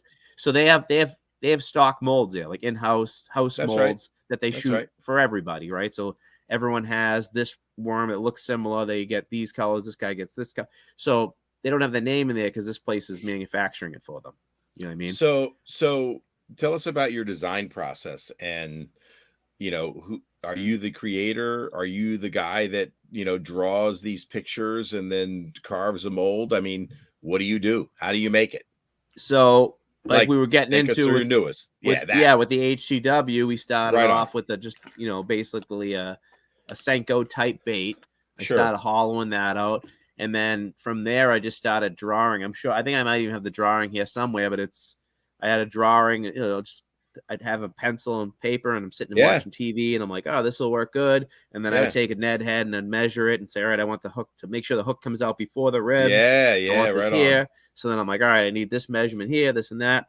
And then I send it to my guy and he draws it up on CAD and kind of go from there, Very cool. So how many prototypes did you get? I like to call them prototypes. How many prototypes did you get before you okay, this is it? No, this is first try. I mean, first. Yeah, this is kind of the first try. I got a couple drawings back and we wanted to make I try to make changes in the drawings because I kind of have an idea of, hey, I want the ribs to make sure they're thinner. I want this. I want to make sure the hollow tip on this is this deep. So as long as everything is where I like it, then I just kind of go with it from there. And then, you got to make sure you get it right before you get the production mold cut because they're like $7,000 Yeah, it depends. Anywhere from like $6,000 to $15,000. It's unbelievable. Depending on the design and if it's complex or Unbelievable, man. Has the price of plastics gone up during everything's increasing. But for us, we're able to kind of keep our prices the same because again, we make everything in house. Everything's there. I buy in bulk. We buy everything from I'm buying 10, 15, 20 pounds of blue glitter. We get any 24, 35 55-gallon drums of plastic, getting delivered to us. So we're buying in bulk. We're able to keep the price down there. Plastic's kind of gone all over the place. It's gone up. It's gone down. A lot of the compounds that go into it are harder to get right now. So some people have changed up their formulas and stuff like that. Interesting. Okay. You know what I mean? And I kind of saw that coming a long time ago. From being in the industry and talking to manufacturers and stuff. I knew this was kind of coming, but we're able, back to the pricing, we're able to keep it kind of where it is. And we're kind of happy with our pricing because we're able to make it all ourselves. We do it all in house. That's great. So, how big's your team up there at Samatis Baits? So it's me, my wife helps out, and then I got a guy that runs one of my machines, and then we have a crew that bags for us. So very cool. Yeah, that's awesome, man. Buy local, everybody. Yeah, it's a tough made industry. Made in America, man.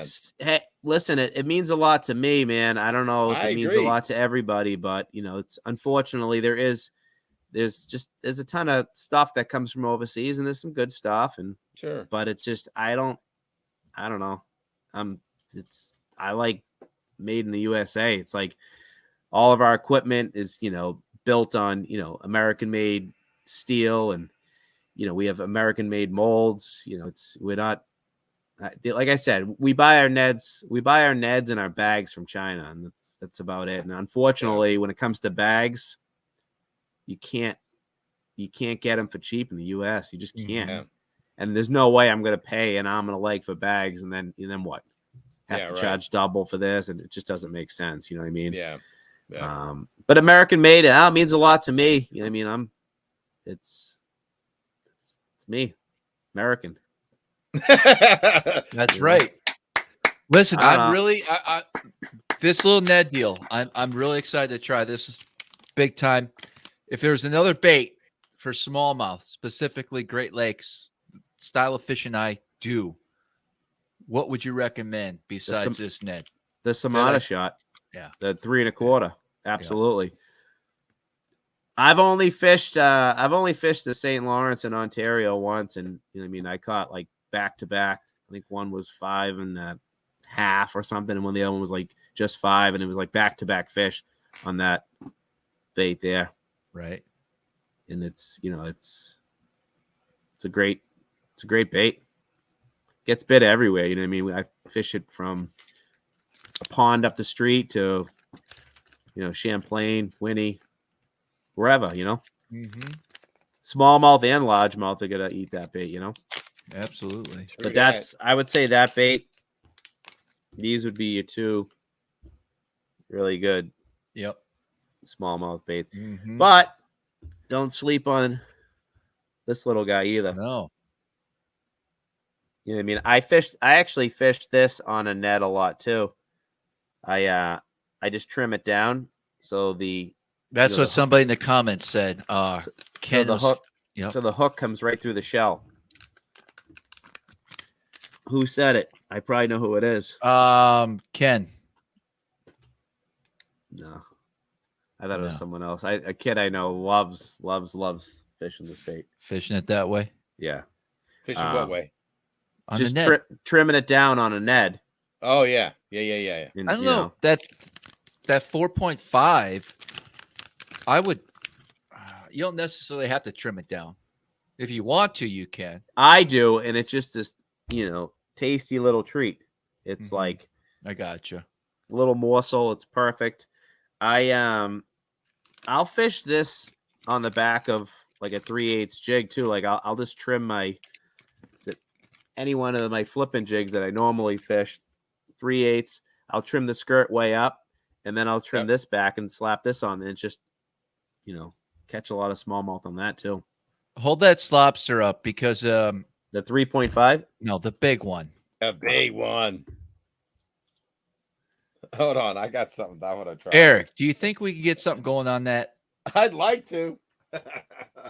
Drag that thing offshore, man. Where's my mop? Yeah, I got a buddy who fishes them, and he fishes them a lot and offshore, and just drags them around.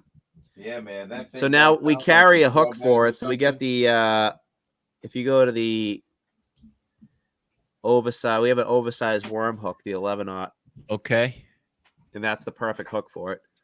All right, I got a mop jig. I'm rigging up the slopster on the mop jig. Right. So for those of you who don't know, that's the mop jig. So now I'm gonna put a mop jig with this slopster because I've been waiting for the right trailer for my mop jig. That's the medium slopster. Where's my slopster? I'm trying to say it with an accent. I don't know if I'm doing. You can fish that the 7/0 too. If you trim it down a bit, if you want to just make it a little smaller. Yeah. A lot of guys will fish it. I say if you're gonna fish it on the 11/0, I would just I put just like a really small. Where's my pack of slops? Like a little tungsten, bullet weight or any sort of bullet weight, but nothing too heavy. I don't want to like weigh it down a lot because it's pretty heavy as is. Okay. I just want it to kind of fall down at that, with the nose down like that, Sure. I'm dying over here. Where's my slopsters? I just had them. I showed them, didn't I? You just held it up, dude. No, the big one. No, this is the medium. I'm Did I send you any bigs? I don't know if you did. I don't know if I did either. I'm sorry. Oh man. All right. I'll overnight it right now. No, don't you do it. Don't you do it. Don't you do it. As long as Travis has got some. But no, I'm gonna put the 4.5 on it. I want to see what it looks like anyway. This actually could work without trimming it. You know, let's see if it stands up to the mop jig. I'm doing it right now. It's a great color combination because I just happen to have a green pumpkin mop jig with this green pumpkin blue medium. All right, put it on. I'm doing it, man. I'm doing it. Trying not to freak out while I'm doing it. Yeah, I think it's going to work nice, actually. I want to make sure. How come I didn't get one of those hats in the mail? What the hell's up with that? I don't know. I don't know if you'd wear it. I would. That's what I'm always worried about. I'm always worried about if I give Travis something of mine, is he actually going to wear it? Because, you know, he's like... I don't know. Some people are weird about it. I like this style hat. It's a flat brim. Yeah, it fits my stupid head. It works for you, man. Actually, look. It does, man. That 4.5, I could trim that up, too. That's a big profile, man, right there. Heck yeah. Dude, that's like a 5-inch bait. I will say your hoodies are pretty legit too. Yeah, I figured you burned it after I gave it to you. No, I got the navy blue and the black. Nice. There you go. The black had the American flag on the sleeve. You got two of them? Yeah. Not on this order, Eric. This was like a year ago. He's like, what the hell? Was I here a year ago? No, man, I never even him and seen I him at wear the show it. before I left the show. I've worn it plenty. I wear it all the time. I've never seen you wear it. You guys have seen me in that hoodie. You don't remember. Dude, man. I traded him a hoodie for a hoodie. I actually made a video and I was laughing. I had that hoodie on, the SmallmouthCrush. It's like the weird white camo. Yeah. And I was gonna put it in my story, but I thought it was mean. Oh, jeez. I was like, man, every time I put on this hoodie, I feel like a bitch. I don't know. There's like the white it's not my style. My daughter wears it a lot. That's fine. It's gigantic on her, but it's not for everybody. It's I don't know. It's kind of like preppy. Is it? I think that's your style, the preppy style. Yeah. God. Now I'm called greedy. I don't hold stuff back from Eric. Yeah. No, you've been very generous lately, man. When Weensy sent you this hat, and I'm send it to you. I think what happens is people send stuff to you and it never gets to me. Oh, you get a lot of stuff sent to you, man. You get people handing you baits at the dock. I've seen it. Nate Coy, you know it. That's right. Second fiddle, man. But I think I reached out to Eric. I was like, hey, man, I need a shirt or a hoodie from you. I'll send you a hoodie. Oh. And then he left me on red.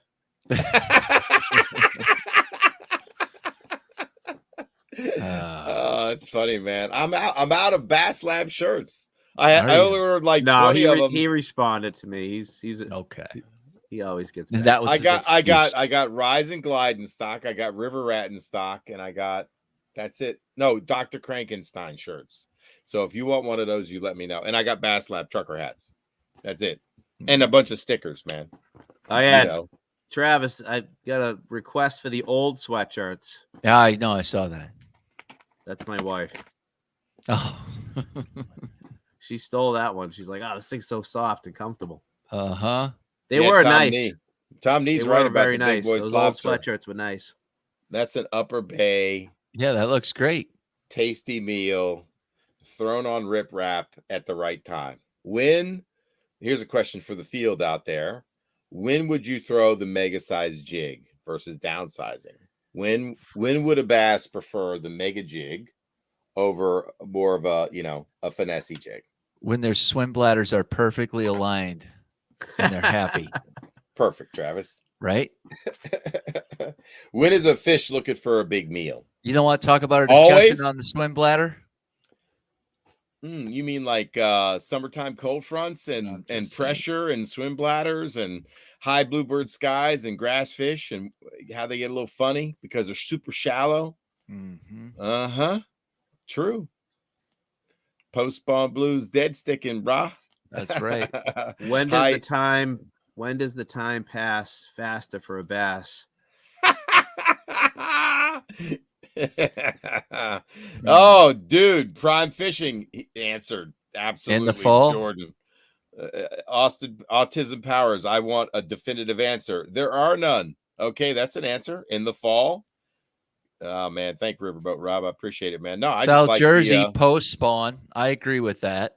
post spawn. Good Although, answer, man. Not right now. At least the body of water I've been fishing. They're still being tricky. They are being tricky, man. Those biatches. 18-inch platform shoes on the website? No. Only ladders. Only ladder. That's funny, Rich. I wish I had some of those images. I would post them up. You went to town that night. I'm in bed sleeping. Oh my phone god. starts going off. I need Photoshop. That was unbelievable. What you did was unbelievable. It was pretty funny. That is some of the funniest work I've seen to date. I had to invoice him for it. That was good stuff, man. That was good stuff, man. Hey, cheaters never win. That's right. That's the message that he sends me. Cheaters never win. I like you, prick. Yeah, they never even get to compete. No. They don't get to fish. By the way, that video is going to be coming out this week, I believe. Hey, I took the lie detector test after our win. Did you? They hooked you Yeah, up? man. No, Scooter's like, man, hey, man, you go take that lie detector test. Did you put I'm like, me, dude? Did you put a tack in your shoe? That's the trick. Nah, no tack needed, man. I just told. What do you do? Attack. Yeah, you put a tack in your shoe and you step on it every time you answer. So when they ask you the first ones, you get the same reaction. Then when you're lying, it's the same thing. Oh my god. It spikes. It spikes. I don't know. I think I saw that spy movie once. Jeez. Attack in your shoe. Yeah. Excuse me, sir. You're gonna have to take off. So your what were shoe. some of the questions? Here's one of the questions. Do you have a tack in your shoe right now? What did they No. ask you? How long did it take? So it was literally very simple, 10 minutes, man. So, he talks to you about the questions he's going to ask you. So you're not surprised by any of the questions, takes your personal information, hooks up, the thing around your chest, the things on your fingers, right? And then proceeds, is your name Eric Galasso? Yes. You live here. Right, yes. So he baselines me, right? Because I've taken a polygraph before. And then he starts to ask the regular questions around the tournament. Did you catch the fish during tournament hours? Yes. Did you have any fish in your live well? No. Did you take any of the fish from a cage? That was a question because apparently some people have put fish in cages and then, a brother team or a father-son team or two friends that are in cahoots together, let's go grab them out of the cage at the cove. Did you catch all your fish on artificial baits? Did you in any way cheat during this tournament? The question that I thought would be coming that didn't come during the interview was, did you run the big engine without your PFD on? Because that is a tournament rule for most bigger tournaments. This is a big tournament. They average 100 and some odd boats up to 200 boats. And it didn't come because apparently too many people have failed that question. Sure. Yep. And so that causes a lot of strife. And so they do not ask that question because that's always my worry. Like, don't start that. I just wear my PFD because Scooter's running gun. And I do the same thing. I don't turn that key. No, in tournaments, you're very good about it. But I mean, a lot of guys, fun fishing. I'm just thinking, PFDs, safeties, dude. I mean, you bang your head, you fall in its current. I don't want to be in the water and not have something that's going to float me, bro. So I just wear it the whole time. Did you have a ladder in your rod locker? That was the other question. I know that you're affiliated with SmallmouthCrush. Did you use a ladder in this tournament? No. Are you sure? Yes. You probably could in that one. Those rules you probably could if you wanted to. Right. Does Travis sleep upside down? Yes. They're not all the same rules. Every organization is a little bit different. So. Very true. So it was a really quick one, man. So it was awesome, man. Yeah, it was fun. That's interesting. Yep. Oh, lie detector. The fact that they even have to have that is sad. Crazy, man. Right? Yeah. True. Speaking of cages, I think that's the easiest way if you wanted to cheat. The second I heard it seems like you've thought about it a little bit. No. Oh, dude, no, I wouldn't do that. But once you get caught, you're not coming back. Oh yeah. Yeah. Your name is mud. But I heard of a guy actually having a cage where he was fishing with a co-angler and he was making casts into the cage at the Hungry Fish, and he was actually hooking them and bringing them out. Like somehow, I thought, is this the same one where I thought there was someone else involved? There was a brother who was like a Navy SEAL. Yeah, I heard that story too. I could have swore that was, and so there was a co on the boat, and they're like, "How the hell would he cheat?" But he would know, like, "Hey, I'm gonna go to this spot first at this time. Like a dock. I'm gonna be there." There's a dude under a dock. Yeah, and he would be like underneath there with his scuba gear on. And I don't know how. I don't know the truth to it, but apparently what happened was they fished that spot, right? And a neighbor or something saw bubbles coming out from under the dock and like some dude walking up with flippers. I don't freaking know, man. Is that true? There was a second half to the story that's how he was spotted or something. I don't know, man. Huh. Yeah, but the guy had the fish in the imagine, basket, right? And the guy would slide the jig under. I also heard the story about he would cast it into the basket, but why doesn't the fish come out of the basket? Like, if it's only a couple inches from, I don't know. Yeah, but don't you think that fish would be so stressed out from being in there? Like, he's probably not even going to eat. No, I think they would eat. They'd be hungry. Would you? How do you get for the 3 jig weeks? He's like a POW. Maybe. How do you get the jig in the bamboo? Wait a minute. He's in a basket. I got to dunk it. Does it have a trap door? What the fuck? I don't know. Maybe it's a couple inches from the surface and the fish doesn't think about going all the way up. That's all I can think of. I heard that story. I heard a story. Oh, like you flip it into it, you can pull it up out of the top. Yes. I got you. Yeah, I don't know. All right. What's anybody out there? What's your best story that you've heard about some dude cheating in a bass tournament? Here's one that I know that's a fact. It was the California tournament. A guy was taking a treble hook, if you can believe this or not, and he tied several ounce weights to it, and he would stick it down the throat so it didn't go into the fish's belly and like distend it, but he stuck it down so the treble hook stuck like in the throat. Jeez. And the weights were like tied to mono, and they knew he was doing it. And they x-rayed the fish and caught the dude. They let him weigh him in and then x-rayed the fish or something like that. And he was banned. He'd won like a lot of money doing it. Yeah. Yeah. Mike Long is probably the. Oh, yeah. How about that story? And the guy stalking him like from these cliffs and videoing him. He's in like the ghillie suit. Unbelievable. Up in the cliff watching him. And yeah. But then you read about all the stories about his tournament partners and things that he was doing. Oh, yeah. Had bags in the boat with water in it and aerators and stuff, and would go into a rod locker.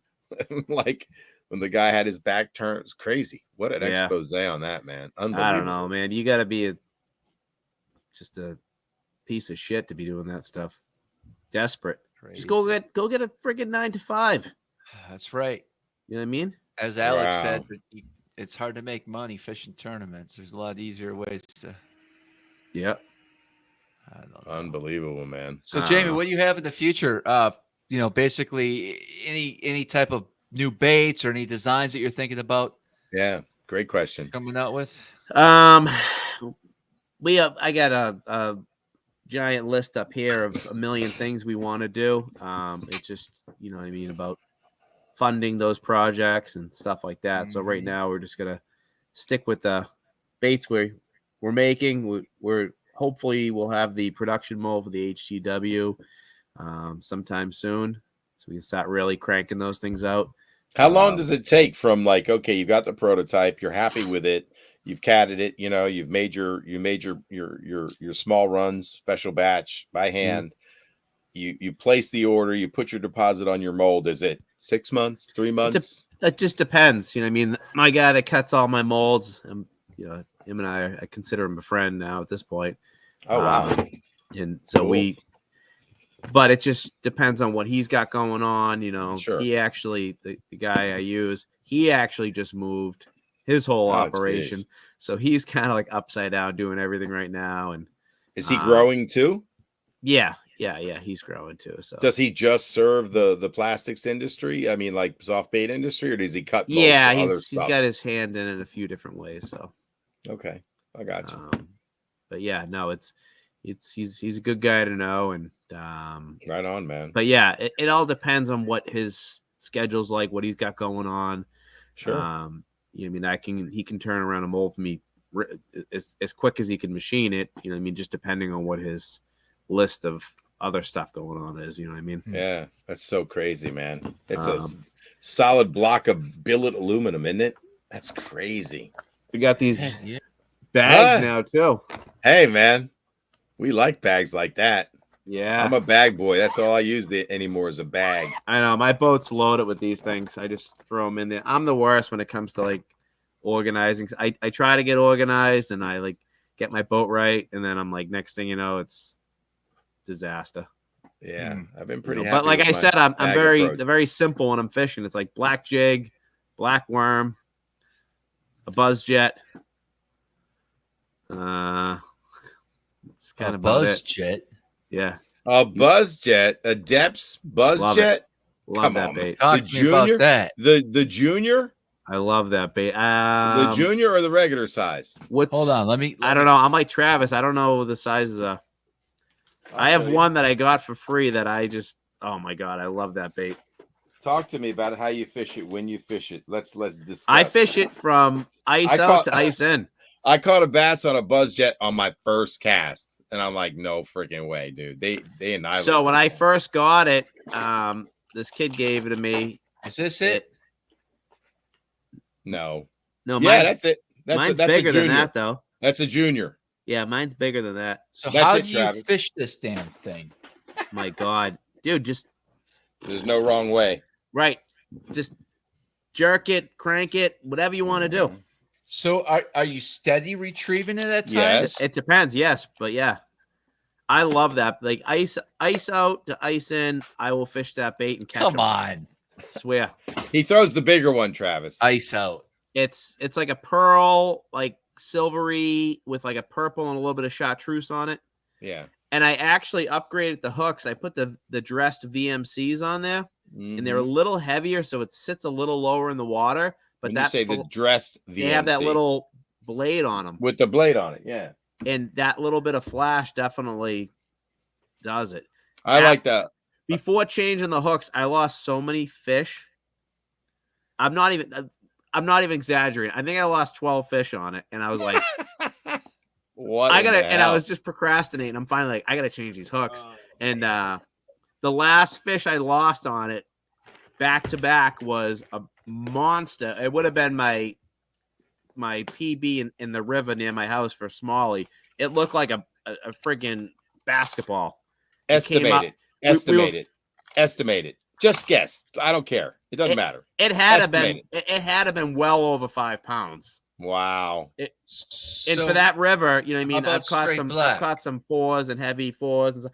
Like But- this thing was way bigger. It was a monster. And we were fishing a Thursday night or like a pickup, and Yeah. it was like right at the end of the night, we kind of had an okay bag, but it wasn't enough to win, and that would have been put us right over. Oh And man. I lose them, and I'm like, "You gotta be kidding me! Oh my god, I'm freaking out!" And then I cast the thing back over, and I'm cranking it back in, and a striper comes up and annihilates it. And I'm fighting the stripe. I'm like, "Oh, I got it!" And then lost him, and I'm like, "I'm changing the hooks in this thing tomorrow." Oh. yeah, so I should. But ever even since look at- changing the hooks, I haven't lost a even fish on these it. hooks don't look that great. That came stock on that. They Smaller. everyone says when you buy them and they get the stock hooks, change them. Okay, Yep, I love that bait. but there's a Love it. version one size bigger than this. They have a junior and the regular buzz jet. I would, Okay. yeah, mine's on my boat, and I'm Yeah, not- mine's in that's my stuff that's out- upstairs. out in my garage. I would go grab it, but yeah, I love the thing. I I carry these catch things fish. with I'll me. I catch have to smallies not in throw them. 35 feet of water. They'll come up and just smash that thing. Crack it. I love those baits, like the noisy top. It's a noisy top water, basically, Travis. I love, like, I've had some good days on the Potomac and Upper Bay with it's the Hub Chub and this is the Johnny Rattler. They're about the same, a little bit different sound and shape, but same concept. These ridges catch water, they spit, but this thing is noisy as F. And when they hit it, and it's big. I mean, it's that's a pretty big top water. But I can walk it, I can spit it, I can chug it, I can rip it. And when they hit it, they just crack it, dude. It's just something about it. It's an old school bait, man. Don't make it anymore. And it's something they haven't heard. So not a What's lot of that people throw called? the buzz to. This is a Johnny Rattler or a Hub's Chub. Hub's Chub and Johnny Rattler. They're two different bait companies. And they have juniors, but this is a big one. I like the big one.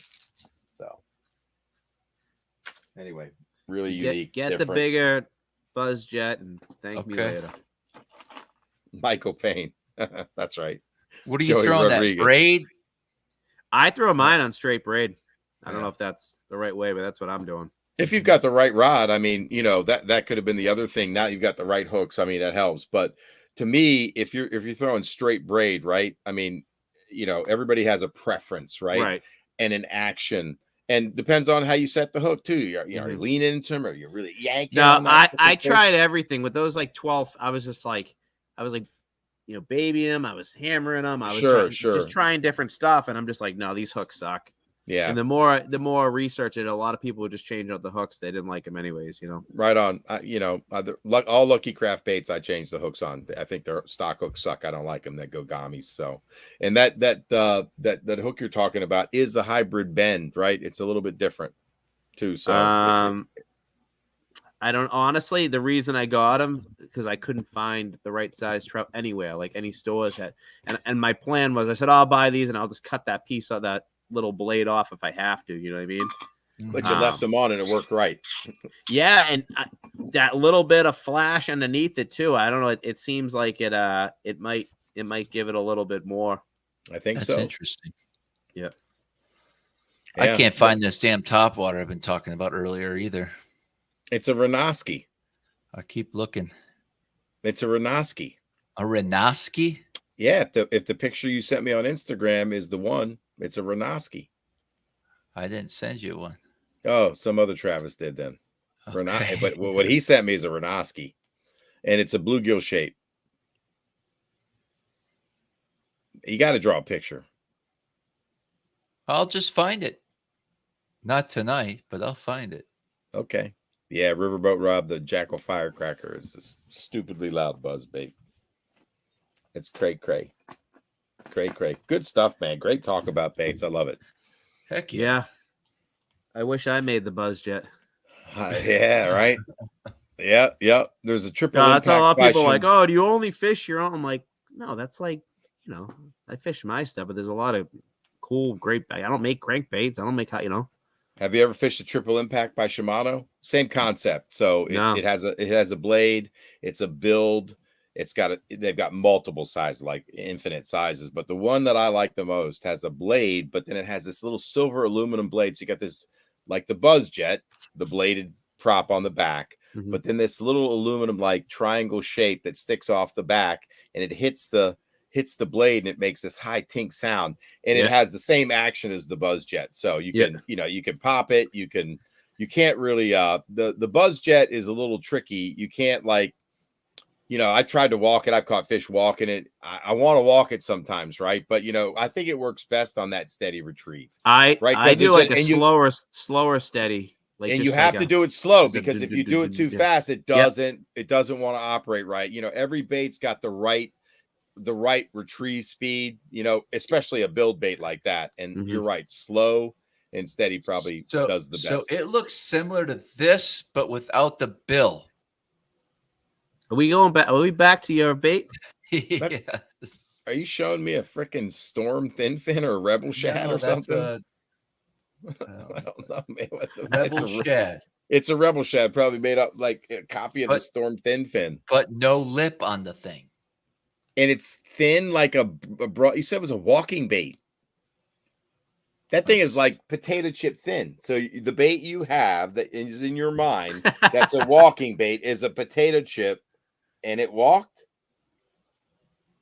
It's a walking bait. I don't know, man. You're confusing me. You're confusing. Draw a picture of it. I just showed you it. Take the bill out, and that's what it is. Okay. I'll find it. Google Renoski Shad. It's not a Renoski Shad. Now he's confident that he knows what it's not. Renoski Shad. It's not a Renoski Shad. Somebody just said that's a spitting image. Renoski cripple shad. Yeah, I mean that's what I don't know. It looks like it's like a potato chip, man. I'd like to see you walk that bait. It would look crippled. Uh-huh. But it's like when you say Describe the action of the bait when you work it in the water. Does it walk like a spook? So it walks like a spook. Okay. Can. All right. And it looked just like that. Big, deep belly without the lip. Sammy. No. I forgot the name It's of nothing his close like that. We're just kidding, man. Okay, good. All right. I will find it. Okay, man. I will find it by the next live. I promise, guys. Okay. I thought you were great. going to say, I will find it by my next life. I was hoping you'd say that. Since time's really going fast. I mean, it's Yes, coming Crush soon, 10, bro. that'll be up for a couple days, I assume. So if you guys are watching this replay, Yeah. feel free to use I'll it. leave it up right through the weekend for you. Yeah, heck yeah. Father's Day. How's that? We appreciate that. Happy Father's Day to all the fathers out there. If Hey, you yeah, haven't, that's right, man. if you haven't used your baits, if you guys haven't tried them, give them a whirl. That Ned rig, like I said, Did you say caught give my him a whirl? give them a whirl. Okay. Yeah. Works. Give him a whirl, everybody. Give them a Give whirl. It sounds really weird when we repeat it. Give him a whirl. Mhm. What is a whirl? Don't sleep on a stick bait either. It's Talk to me. loaded with salt. You know, it's your kind of your traditional Senko style, but it's a It's unique. it's ribbed. I see Yeah. that, right? Yep. Yep. Yep. It is. There it is. Okay, gotcha. I And then see it's it. got I see your, it. your egg sack on there. It's got your egg sack for But it's for proper the ribs whacking. are different than your traditional Senko. They're a little deeper. Mm-hmm. This is our candy color. It's good looking color. Again, I fished that in black. Black. If I made what I fished, I would, everyone would be like, just straight black, and that's really it. But I'm right there. a lot of guys sleep on the straight black, but I think Old that's- school, bro. Old school. Not That's this what- guy. That's what works for me. I don't get too crazy when it comes to colors. Yeah. Right. Nice, man. Good stuff, man. But Good yeah, no, stuff. all of our stuff. That's why it's just tried and true. They're all fish catching baits. We don't sell anything that isn't going to catch a fish. Damn right. Anybody got any questions on here? Alex, let's bring Alex back in. AI coming back on the scene. What What's up? Old. But yeah, I didn't see too many questions coming through. Just a lot of guesses on whatever bait he thinks he has, or Some if it even random exists thing. at this point. Who knows? But it's a good show, a lot of good info, and definitely a great company to get behind. I wonder if it's Travis, you gonna try that subsurface. tack trick next time you get a Polygraph. No, I'm just going. He's in like, the I'll be zone. right back. I got to use the bathroom. Do you need those papers on that cork board? Hold on. I walk in limping. Dude, I'd pass a poly Would you I know? hope so. every time. Honest, as long as Abe. you didn't cheat before the tournament. Any leech style baits? No, we don't make. I didn't guess know, if- bro. I guess if we made the Samatis shot, I mean, honestly, black. if Yeah, that don't look like a leech, I don't know what Right. does. I guess that would be as closest. I mean, no, doesn't that look like a leech? Holy fuck! It's close. yeah. I don't Yeah, I think mean, fish are that's as smart as some guys start thinking. I think the bigger ones are. Certainly, Yeah. smallmouth aren't. Them fuckers bite. No, especially when they're on beds. It's like, They- They're the dumbest fish out there. Largies are hard to catch, especially Yeah. tidal river ones. oh yeah, Apparently, I think the Smallies, you difference throw is it at you're it around. and they You can eat. be around a large group of fish versus tidal water largemouth. You're not in an area where there's 30 of them sitting in front of you. Mike, you might have it. Norman Top Dollar. Norman Top Dollar. Travis like, yep, that sounds right. That's probably it. Might be right. Every time a name comes out. Oh yeah, I think that's it. But it has no ridges. It's smooth. Images. It's smooth. Ooh. There are no ridges in the Top Dollar. It's smooth. It's like smooth as a Very baby's butt. similar to what I'm looking at. I'm going to find Okay. this damn thing, hopefully, All right. in the next week. Travis, if I I want- send you one of these hats, you'd wear it. Heck yeah, I would. Let me see that thing. Put your head down. Oh, it's like a man. That's like old Yeah, it's like a fatigue style. 5-panel. That's old fatigue style, man. That's like It's that's like tiger camo. They're on the Tiger site. camo, Pull it man, up, that- Travis. Pull the page up. Let's see All it. right. dude, Hold on, dude. hold on. That's like Apocalypse Now tiger camo, bro. I I just like like you. it's got the I'm Ah. in the back. Oh yeah. Oh yeah, that's old school. That's all. Yeah, it's like skater, cool Cicada. graffiti. I don't know who wears them these days. I don't know. It fits my head good. It's pretty cool, man. There it is. There it is. Very good Nice. looking. Yeah. I do like that. That's Yeah, it. get another piece of sportswear you won't wear. I'll wear it. He'll You be sportswear hoarder. auctioning it off. You sportswear Yeah, hoarder. it's gonna be part of next week's giveaway, guys. Right. Tune in. We'll have He's a. like, hey, I got a Samatis Baits Samatis Baits 5-pedal hat. What do you say? $3 shipped. It's kind of like the conquest. It's a conquest for him. He wants to get it. Guys, I did hint of a an auction, and I'd like to do it Before the economy crashes. before the recession. That's why I'm doing this. He's saving up. But so we got the VIP next week. I'm in Wisconsin on the 27th. I'm in Wisconsin on the 4th. Fuck, I'm in Wisconsin on the 11th. Holy shit. How long am I gone for? What are you going out there to make up with the guy who banned you? No, he's got 30 days community service for catching a muskie out of season. He's got to pick up some trash. That's right. That's funny. I had to do that. For I had what? to do that in college. So I was at University of Maryland. I'm on campus. We're going to play a pickup basketball game because they opened up the real basketball court that the team played on, and you could go there and play. And we had it reserved. And like dudes were like, "Give me a ride, dude. Give me a ride." I'm like, "All right, jump in." I had a Celica hatchback. So I had like dudes jammed into the car and guys with their legs hanging out of the hatchback. A cop pulls me over and he gives me a ticket for reckless driving. I go, I'm going to court. Is it reckless? Okay, it might have been not a good idea to have guys, but I was going like 15. I wasn't speeding. Mm-hmm. So I show up in court and the judge goes, the officer's not here, but how do you plead? I said, not guilty. And or I said guilty with explanation or something like that. And so he goes, tell me the story. I told him exactly what I told you. And he said, how many guys were in the car? I said, I don't know, probably 10. He goes, oh, so the whole team was in the car. I go, yeah. And then he goes, or two teams were in the car. And then he goes, what kind of car do you have? I go, a Celica. And he goes, a Toyota. And I go, well, it was a hatchback. He goes, oh, this makes a lot of sense to me now. He was funny as hell, man. So he kind of sits back in the chair. He kind of pinches his brow. And he goes, well, how do you feel about a day in the parks? And I'm like, fine, sir. He goes, okay. He suspended my sentence or something, whatever it was, judgment, whatever. And I had to work one day.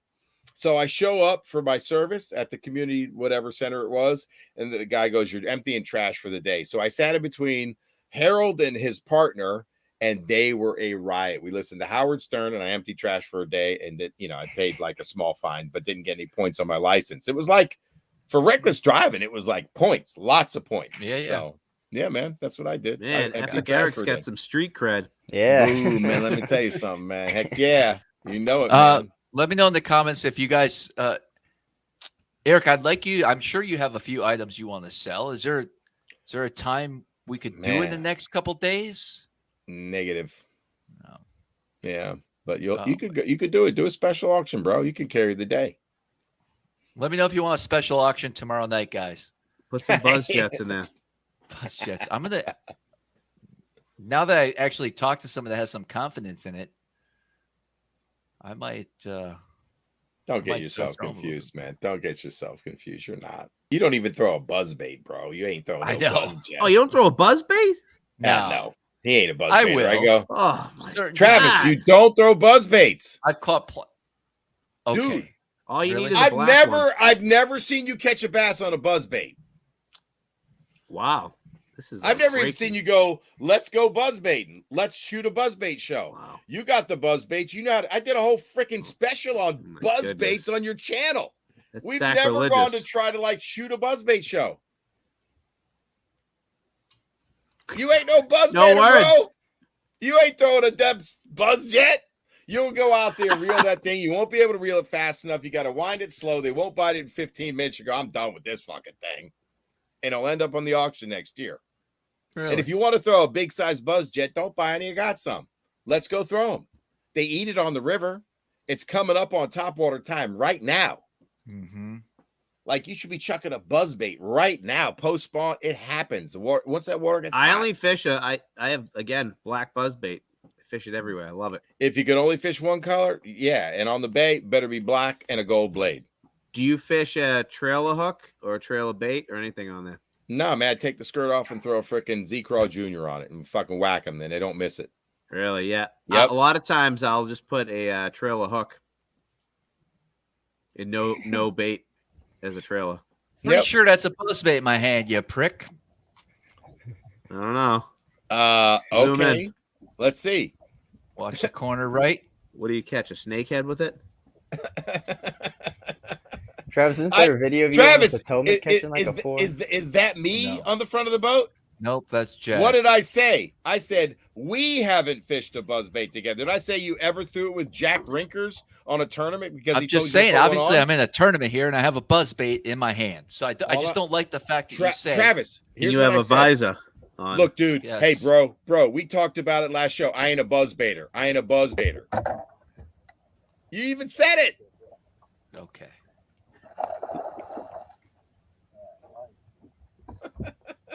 Take that. I Right. said we haven't fished a buzzbait together. I'd like to with you, bro. Can we go out and throw some buzzbaits at the right time? And Love when you it. do it, can you wear your hair like that? It sure don't look like a 4-pounder. That looks pretty like good this is fish. definitely old. It's only 5 years ago. Yeah, that's about the last time you threw one. Before I fucking met you. First and last. Whatever. You know it's true, bro. Don't fight it. You could say I used to be a buzzbaiter. Yeah, it's fine. I used to He's be a in recovery. buzzbaiter. I think one of the times we went out, I was throwing a buzzbait, and you like were inspired to pull one out. That vise is money. It is, man. Look at the video skills back in the day. Man, Is that those are fake good. hair? Is that a fake Those are- wig? No, under the that's visor? real hair. No, I'm jealous. Yeah, I've gotten away from visors. I don't like to get the sunburn on my head. I'm gonna go back to a visor. Are you really? Yeah. Yeah, I used to get the old I scalp don't even burn. see my fish catches. I want to know what I'm catching here. Okay. Fuck yeah, get him in the boat. What was Jack grabbing the camera for? You? Oh, no, it's not me. It's Jack.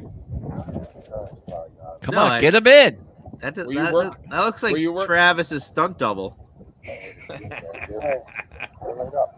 That's a nice view, though.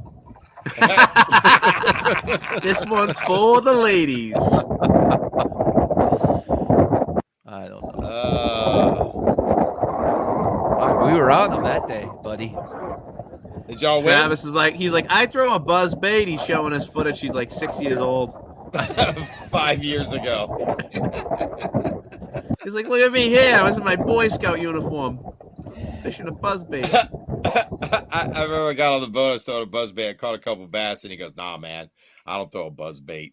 And he brought the double buzzer out from Accent, and he goes, and then he started burning the grass edge that I was catching him on, and like I'm like, "Okay, man, it's your turn. Go ahead, bro." I don't know if you caught one, but Do you fish it? You fish the double? I have fish all I different types of buzzbaits. I only fish the same. I don't like the double.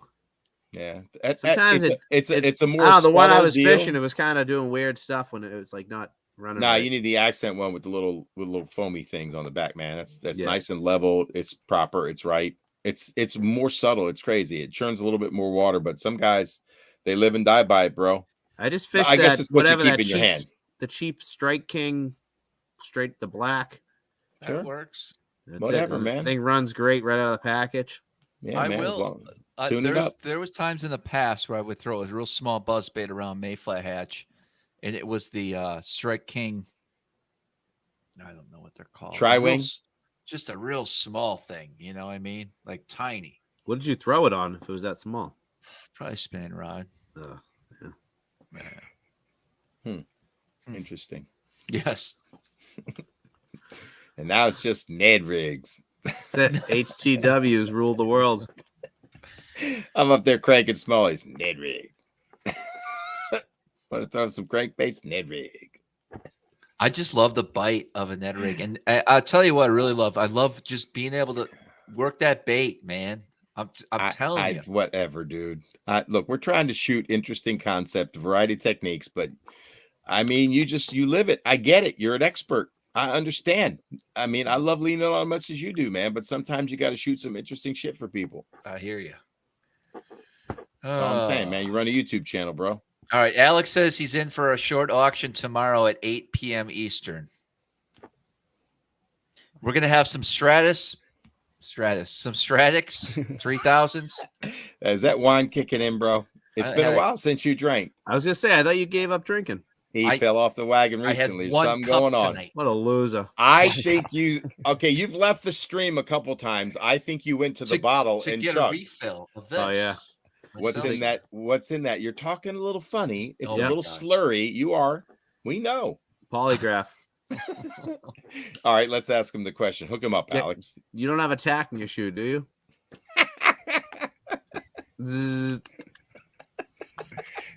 Let me think about it tomorrow during the day. And if I do have an auction. What does that even mean? About the auction tomorrow. I thought you already decided you want to do an auction. Right, you're just thinking about it during the day? What is that? Let me just announce it was 8 o'clock. Hey guys, I'm going to do an auction, but I'm going to think about it tomorrow during the day, and I'll let you all know. What? What's going on? Do it or don't. I don't know if I'm motivated to do it tomorrow night. I got to check. What do you got to check with your soul? What does that even mean? Who are you checking with? Your wife? Just say it. Let me look at the calendar. I need to check with my wife. A lot of stuff going on over there. Busy guy. Travis said he's going to think about it. Then he goes, I got to check. I'm like, who you checking with? I don't know. I'm just going to check. It depends on how much time goes by and how quick. Depends how much time I have tomorrow to prepare for the auction, or tonight after this live stream. That's fair. Now you're speaking clearly. Now you speak my language. What the calendar look like? Are you guiding tomorrow? Yeah. Okay, that's I can see you're pinched on time. I get that. They might cancel. It could. He might cancel. No, I'm good. I can't get up in time. All that wine. I have till Thursday. Thursday is my last day on the Chesapeake for a year. People are saying start it tonight. Kuda said start it right now. I'll be going because I've got plans. But let me know in the comments if you guys want to do it right now. Start it. No, I'm not. You're up. Do it. Okay. I just thought you We're had not some prepared. things ready There's to no go. spreadsheets, lot numbers. It would just be. That's true. It would be a hot mess. It would. Disaster. Give people a teaser. You got some Stratix reels. You have some rods. I have like 8 or 9 Stratix. They're gonna go at market value. What does that even mean? Just I'm not gonna you're not gonna get a Stratix for $150. You know what I mean? 15. Well, how old are they? They're all brand new, Eric. I'll start it at 15. In the box, Stratix? Yeah, I'm gonna have a few rods that will be discounted because I gotta move them. I have a bunch of Buzz Jets. He's like, I got a couple Samatis hoodies. I got a black Buzz Jet and a smaller. What was that other color you held up? Buzz Jet Junior. A whole box of Buzz Baits. Hey, we gotta pick a winner for the auction. We didn't have too many entries, so you guys snooze, you lose. I think I saw 2. I saw 3. That's 2. You guys are both wrong. We had a total of 4. It's the economy, man. It's the economy. Right. Tough times. Tough times. Bro, it is. Gas is up. Hopes are down. All right, man. That's fair. I feel you guys. I know. Price at the pumps hurts. It does.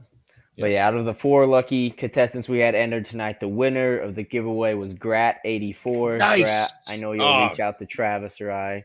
He's one of the few, I believe.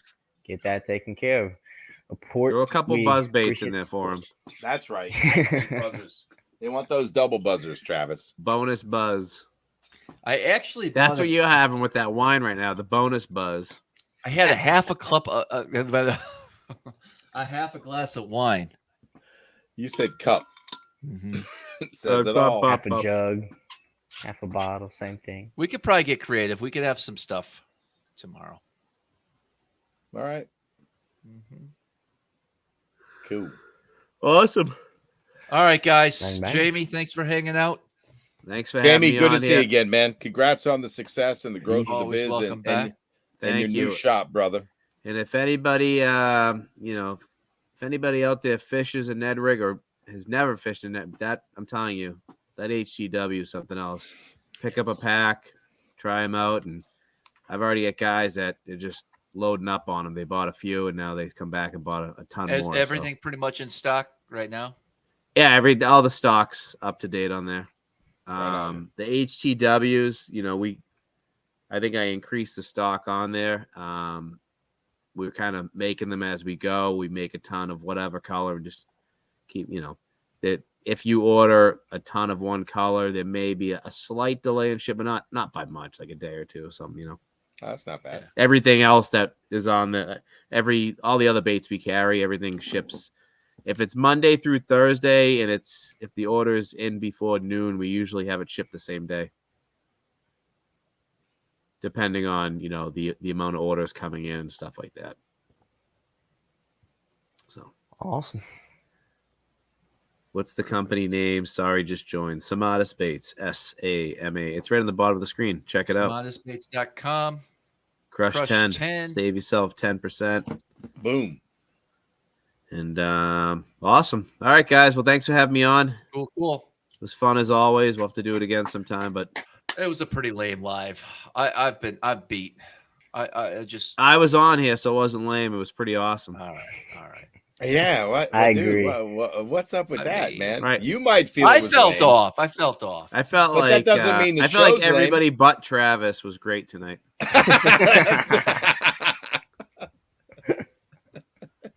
Actually, maybe it would have worked out if you weren't on here tonight. I know. Maybe we'll have you on Largemouth Crush next time and see what kind of numbers we can do over there. Right. And I'm gonna stop that tonight. I'm gonna go buy the You domain. can't. Eric already took it. Oh, Prick. everyone has a price. $1 Million Man. Uh-huh. Just to check. Just checking. Just checking. Man. Cut- We've cut all just been in there. case. Just in case I don't get my raise this year. for Remember when inflation. someone took Epic's Bass Lab? They stole that. Oh was- yeah, man. That was fun. That was fun. Holy shit. Dirt bags. It's crazy, man. And I had that guy steal SmallmouthCrush.com. Oh, I remember that one. Did you show up to his house? No, we had to, hired a we had- lawyer, man. We had to take legal channels, man, because Right. you can't squat on an internet domain. If you, especially after somebody starts it and shows that they're operating a business. So what You know. did yours expire and he just sniped it? I never bought it. So how? I was TravisManson.com for the business. Gotcha. And then we started just the YouTube channel, Smallmouth Crush. Gotcha. And so a few years ago, when I went to go buy Smallmouth Crush after I was doing YouTube videos for a year or so, I noticed somebody else owned it. I was like, what? Yes, you were copying someone's name. Oh, gee. All right. All right. I'm gonna we'll leave on talk that to you. note. I'll talk to you guys later. All right, Hey. Jamie. All right. Bye. He's funny.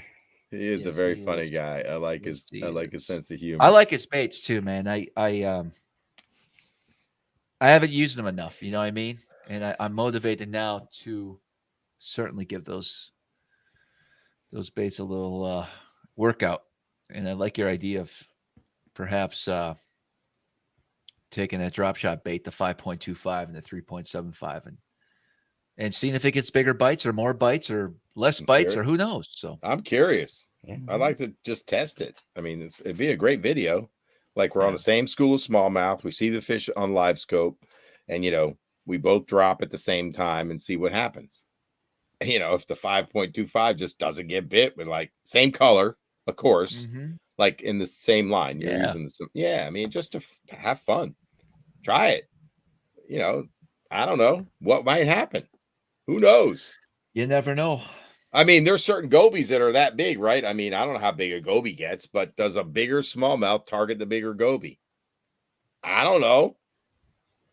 If I was You a think it 7-pounder, I'd maybe.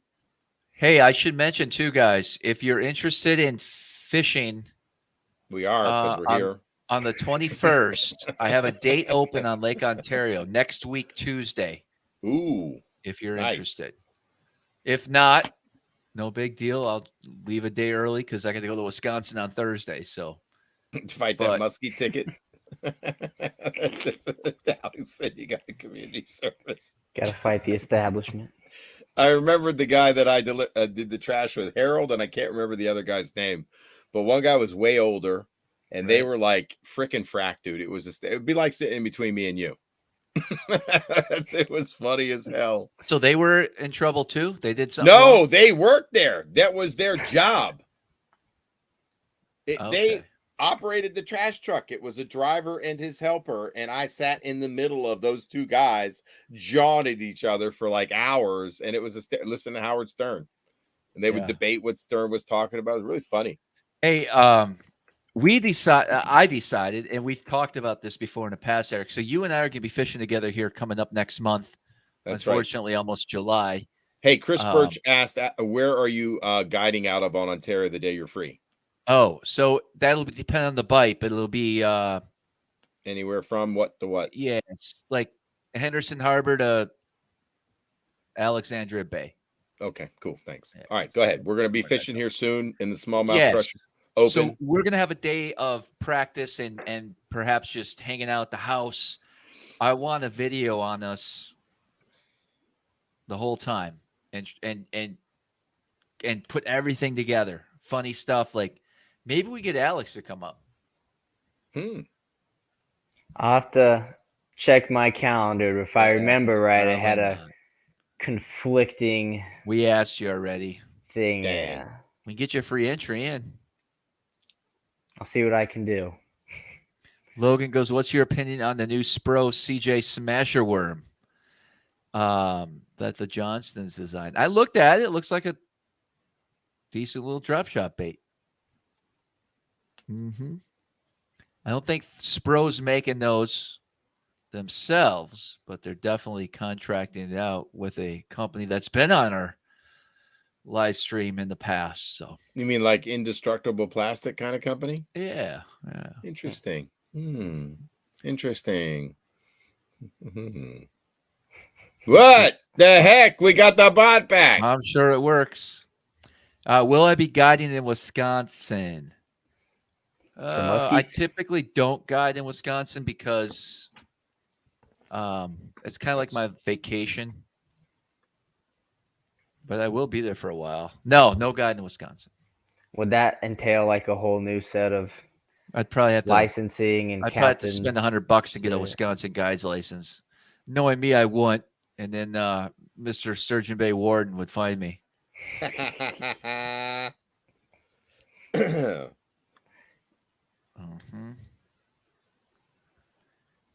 Best drop shot bait in a Clearwater lake where bluegill is the main bait. That's a really good question.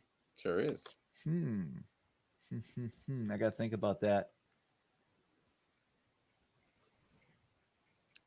I'm going to say only because I'm going to go the RoboWorm. I know that's not what you were expecting, but I feel like they have some really cool patterns, colors that can mimic a bluegill, at least maybe, the colors in its tail or the fin or the, the side plate, gill plate of a bluegill.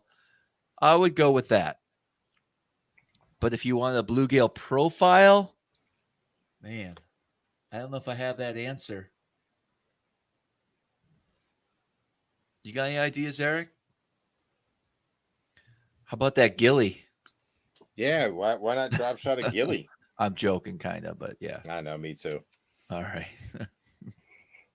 I saw a video where I don't think it was the gilly, but whatever the other one is, where someone had it like almost on the jig head, swimming on the bottom. Yeah, I saw that too. What I would drop shot is a smallie beaver.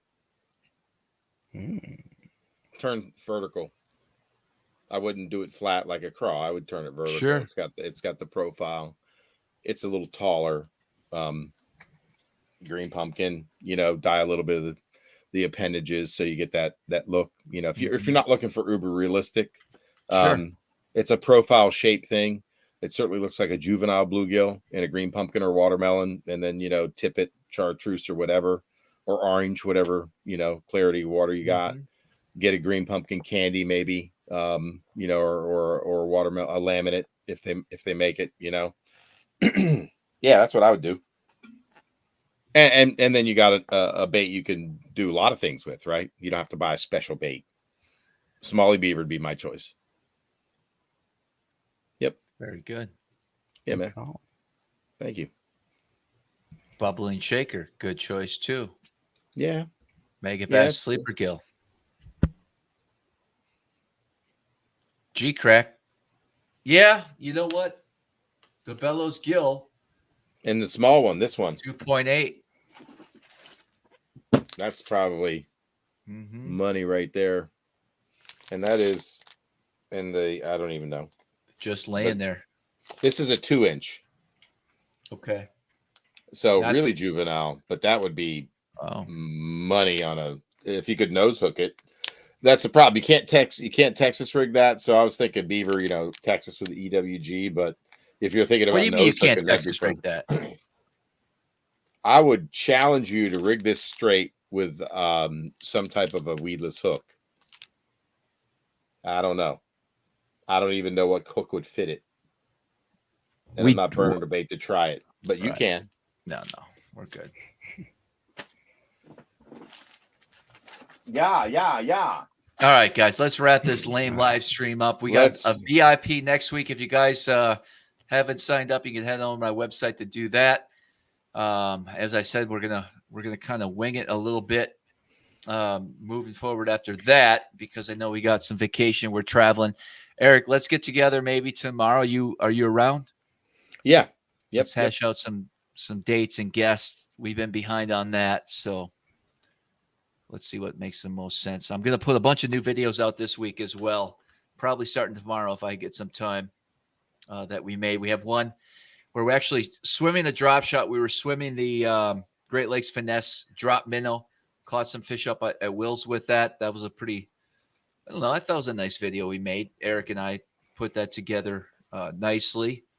And, of course, I have the DQ tournament that I have to get out. And we do have to get to the Ike tournament that we fished last week as well. So that's right. You got a lot to do. I think we can get those out here in the next week or so.